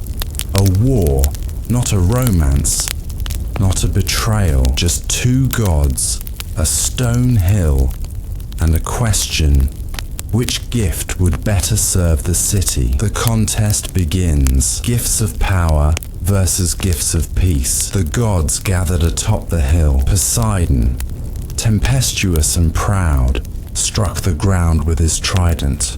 From the rock burst a spring, or in some versions, a saltwater well or a horse, or even both. The water flowed with strength and speed, and it glimmered under the sun, a clear symbol of naval might, of conquest, of untamed force. Athena, in contrast, moved with quiet precision. She reached to the soil and planted something small, a sapling, an olive tree, unassuming, slow to grow, but laden with promise of sustenance, of trade, of shelter, of peace. The gods of Olympus watched, so did the mortals below. It was not merely a contest of flash and spectacle, it was a philosophical question in disguise. Which future did this city want? One of conquest or one of cultivation? One ruled by the tides or one rooted in the earth? Cecrops, the Snake King arbiter. To resolve the divine debate, the gods appointed a judge, Cecrops, the first king of the city. He was part man, part serpent, a mythical symbol of wisdom and renewal. Cecrops examined the gifts. The spring or horse represented strength, mobility, and control over the seas. The olive tree, however, offered food, oil, wood, and trade goods. It grew slowly but endured for centuries. Cecrops chose Athena's gift. From that moment on, the city would be named Athens, and its people would become weavers, thinkers, farmers, and traders. Poseidon, as you might expect, did not take the loss quietly. Some say he flooded the land in anger. Others say he simply turned away and sulked beneath the waves.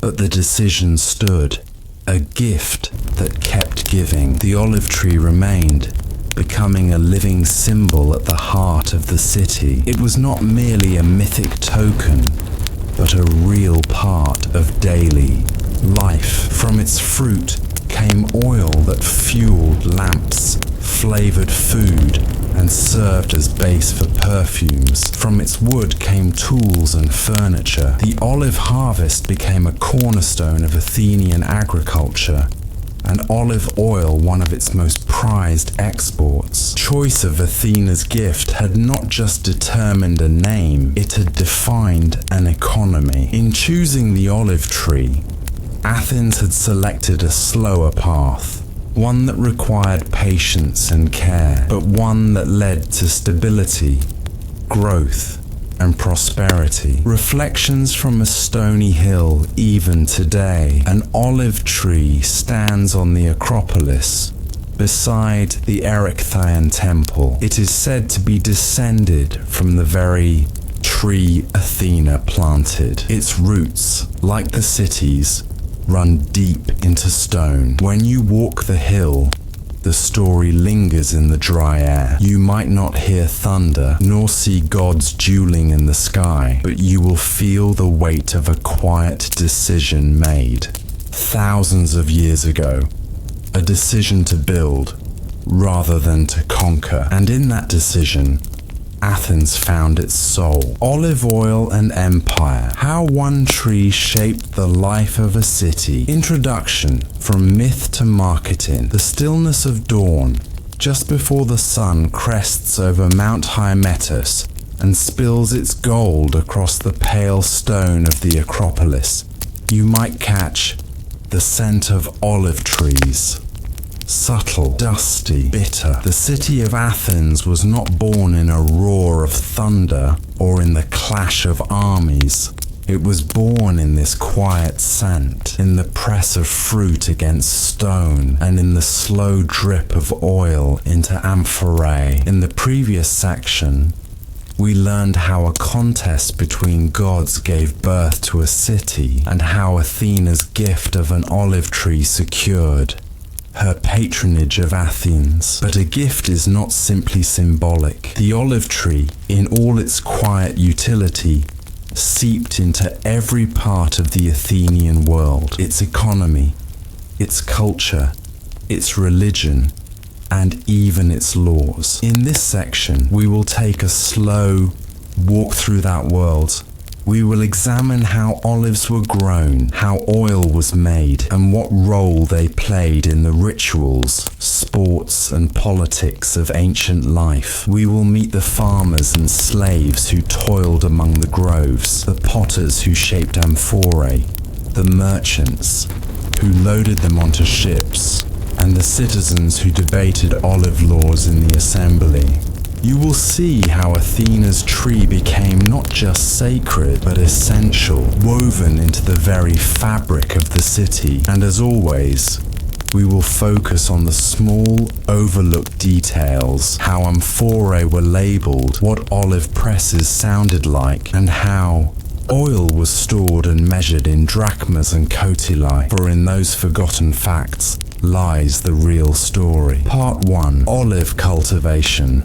Dirt, stone, and time. Olive trees do not ask for much, but they do demand time. The Athenian landscape, rocky, dry, and uneven, was poorly suited for grain, but it was perfect for the olive.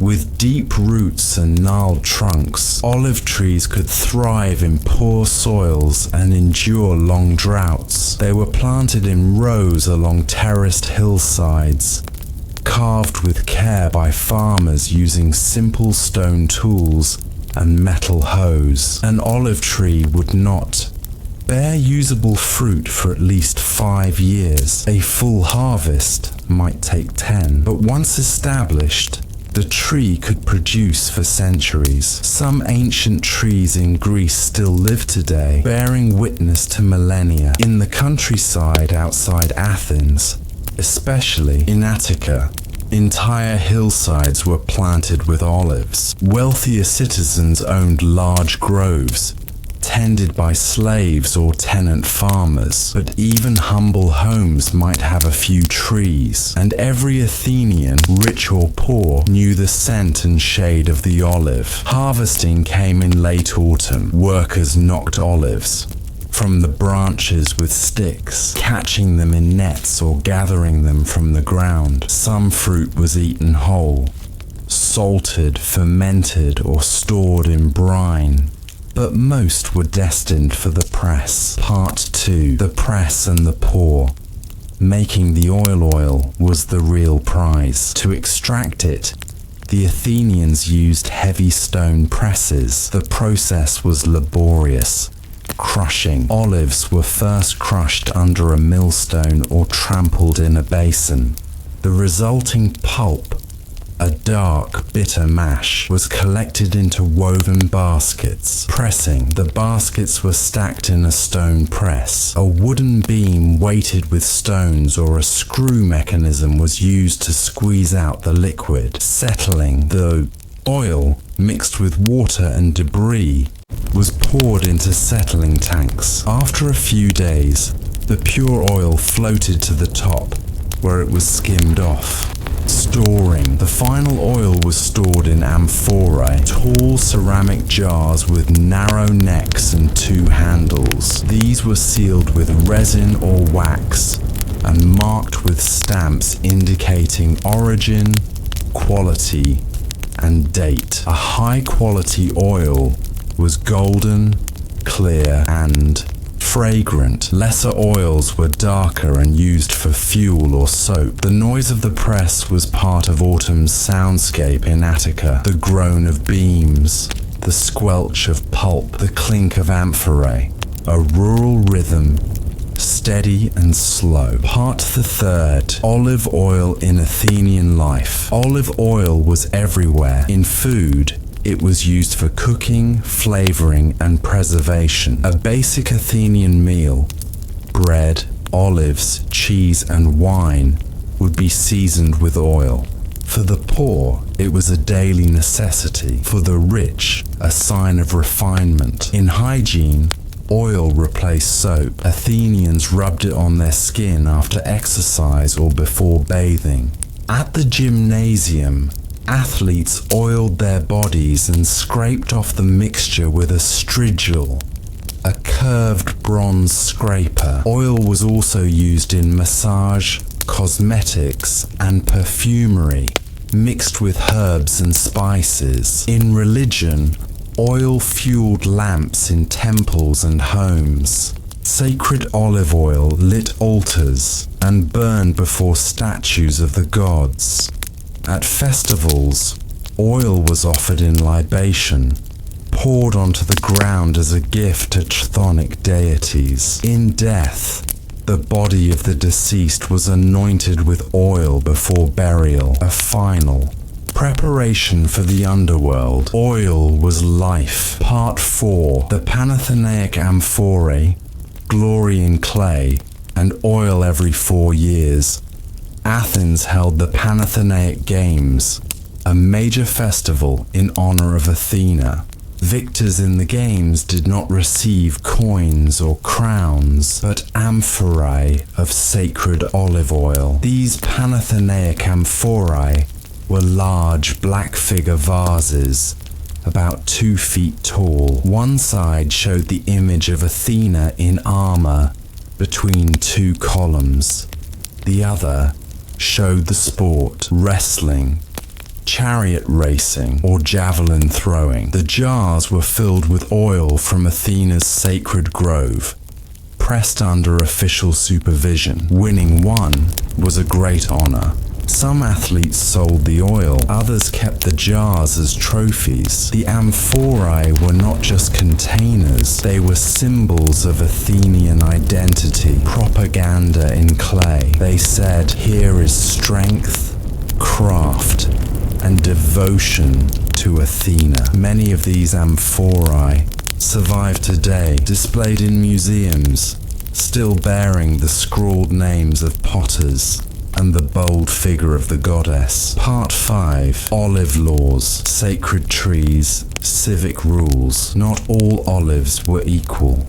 Some trees were sacred. According to tradition, the original olive tree, the one planted by Athena herself, stood on the Acropolis beside the Erechtheion temple. When the Persians burned Athens in 480 BCE, the tree was destroyed, but legend says it sprouted anew the very next day. From this original tree, 12 sacred olives were planted across Attica.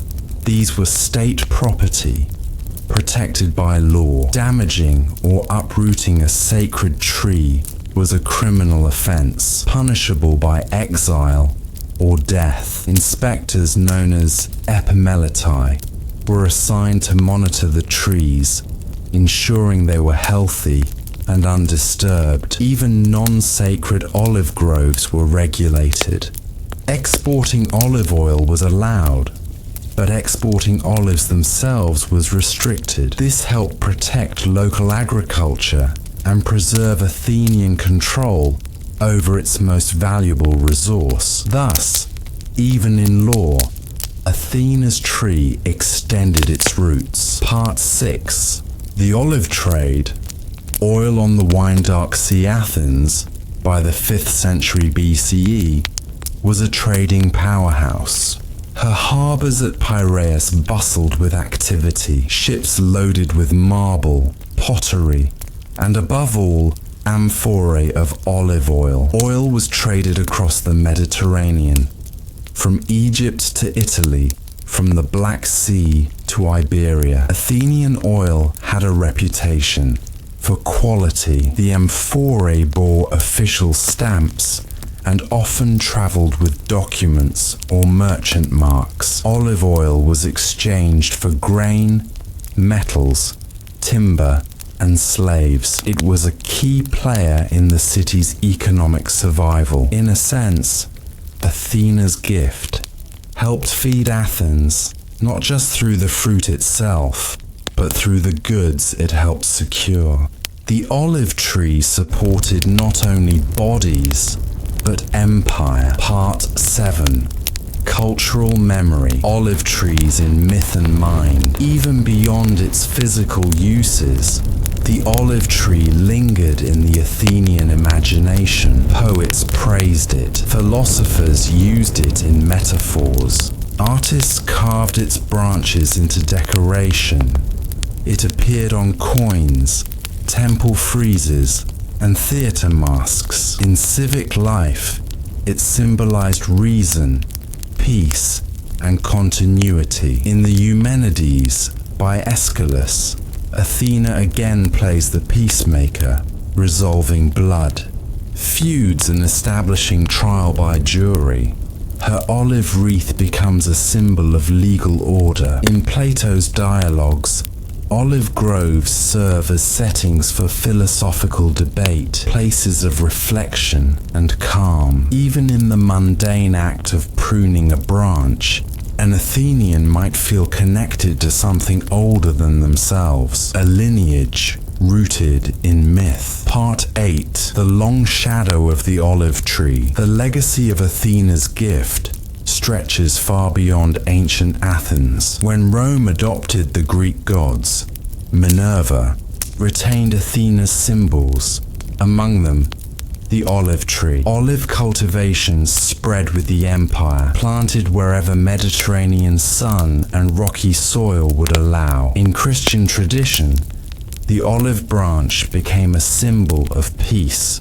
In modern times, it adorns flags and seals, from the United Nations to the Olympic Games. Today, Greek olive oil remains a global product, and the trees that line the hills of Attica still resemble those from 2,500 years ago. Some say the tree on the Acropolis still grows in the same spot. Others simply sit beneath an olive's shade and remember. Conclusion. A city made from trees. Athena won the contest not with spectacle, but with substance. Her gift, the olive tree, was not flashy.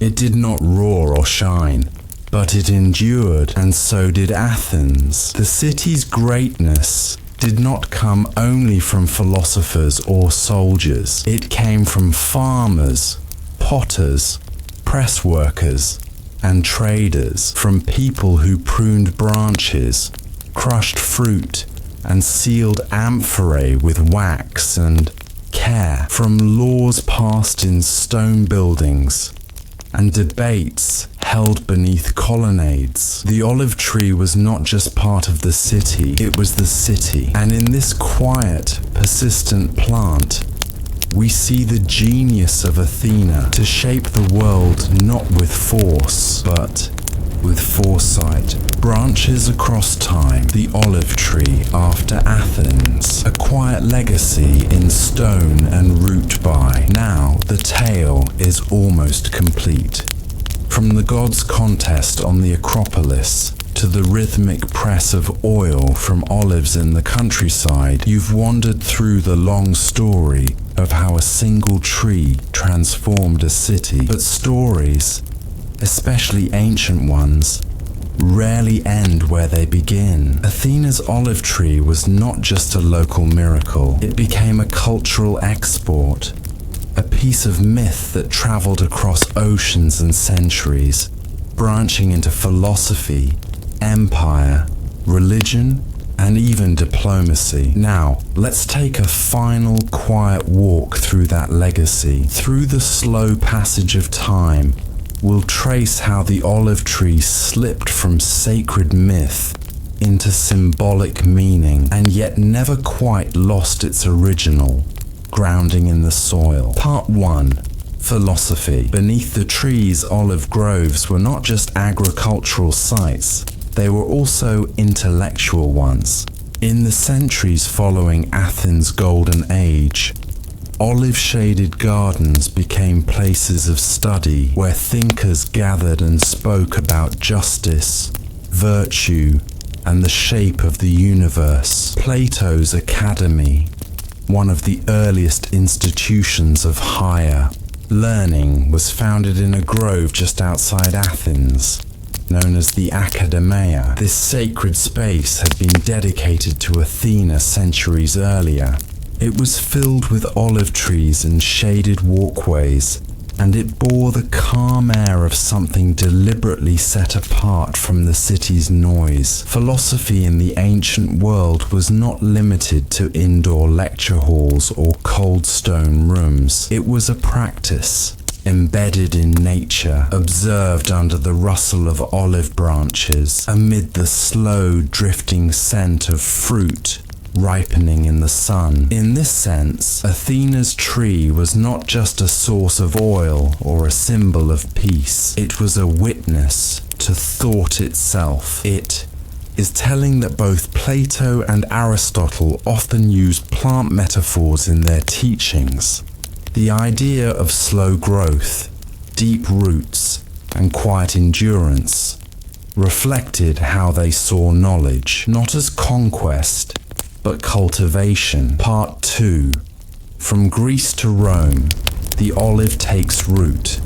Again, as Greek culture spread, so too did its symbols. When Rome absorbed the Hellenic world, it also inherited its agriculture, religion, and mythology. Minerva, the Roman equivalent of Athena, was similarly associated with wisdom and war, but also with industry, invention, and the arts.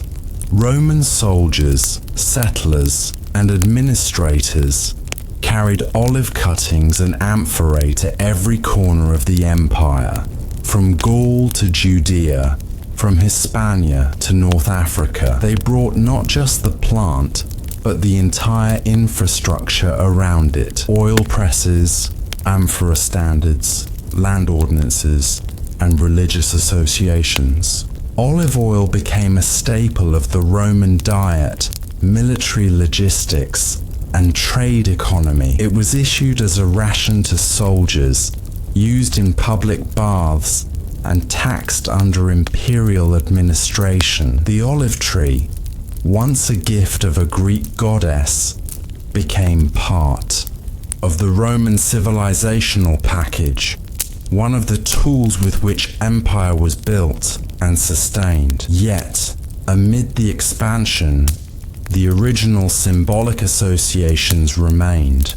In Rome, just as in Greece, the olive branch was understood as a sign of wisdom, restraint, and civilization, attributes that rulers found useful to emphasize in the provinces. Part 3. The symbol of peace. From ritual to icon, one of the most enduring transformations of the olive tree came with its shift from religious utility to a symbol of peace. In Greek mythology, the olive branch was not always peaceful. Athena's gift was a form of triumph, and the tree marked her dominance. Yet over time, the branch became more commonly associated with negotiation, mercy, and cessation of conflict. Part of this association stemmed from ritual acts. In Homer's Odyssey, supplicants and fugitives would approach kings or enemies while holding olive branches wrapped in wool, signifying peaceful intent. In legal and religious contexts, the branch came to be understood as an offering, a way of seeking harmony. Later, this idea was picked up and transformed by Christianity. In the book of Genesis, Noah receives a sign of the world's renewal. A dove returns to the ark with an olive leaf in its beak. The flood has ended. The waters have receded. The world, like the tree, will sprout anew. From that moment, the olive branch became a trans-historical symbol, echoing through frescoes, illuminated manuscripts, political emblems, and even contemporary government seals. It moved from a mythic gift to a visual shorthand, understood across cultures and faiths. Part 4. The Tree in the Age of Empires and Colonies. By the medieval and early modern periods, olive cultivation had spread across the Islamic world and Christian Europe alike. Islamic agricultural treatises detailed olive growing techniques with impressive precision. In Andalusia, groves were organized by water access and pruning cycles. In Sicily, monasteries maintained ancient trees, producing both oil and knowledge. European colonial ventures later carried the olive even further to the Americas, South Africa, and Australia. Spanish missionaries planted olive trees in California in the 18th century. They called them aceitunas de misión, mission olives. Even there, on a new continent, the tree took root. But in many of these places, the symbolism grew detached from the lived experience.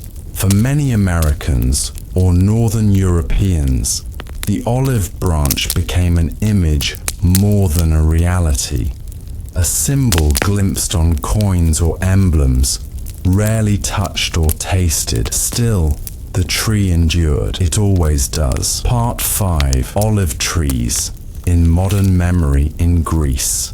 Today, the olive tree still occupies a special place. Many families trace their groves back through generations.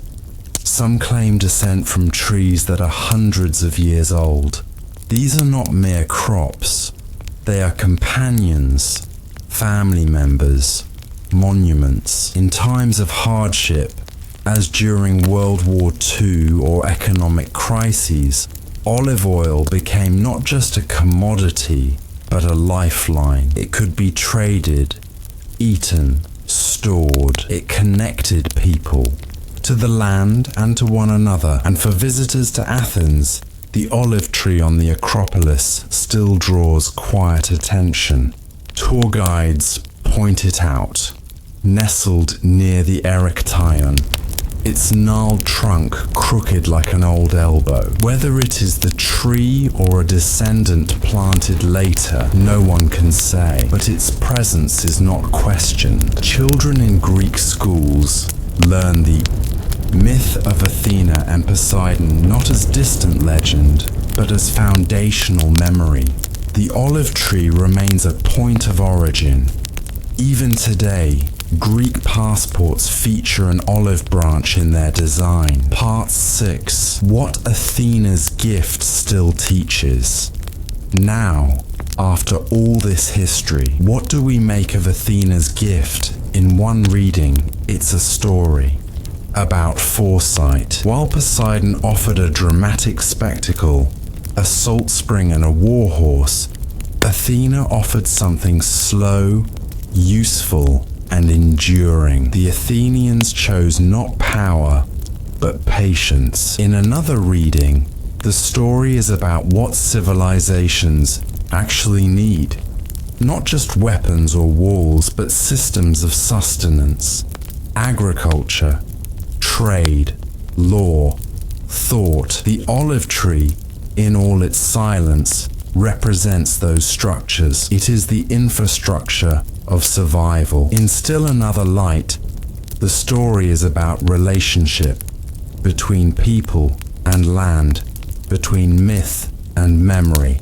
The olive tree is not a passive resource. It demands care. It grows slowly. It does not give all at once. And perhaps this is the ultimate lesson, that wisdom, the kind Athena represents, is not about knowing everything, but about knowing what endures. A final pause beneath the tree. So here we are, at the end of this small journey through soil, oil, and story. In the hush of early morning, before the world begins again, you might imagine yourself sitting under one of these ancient trees.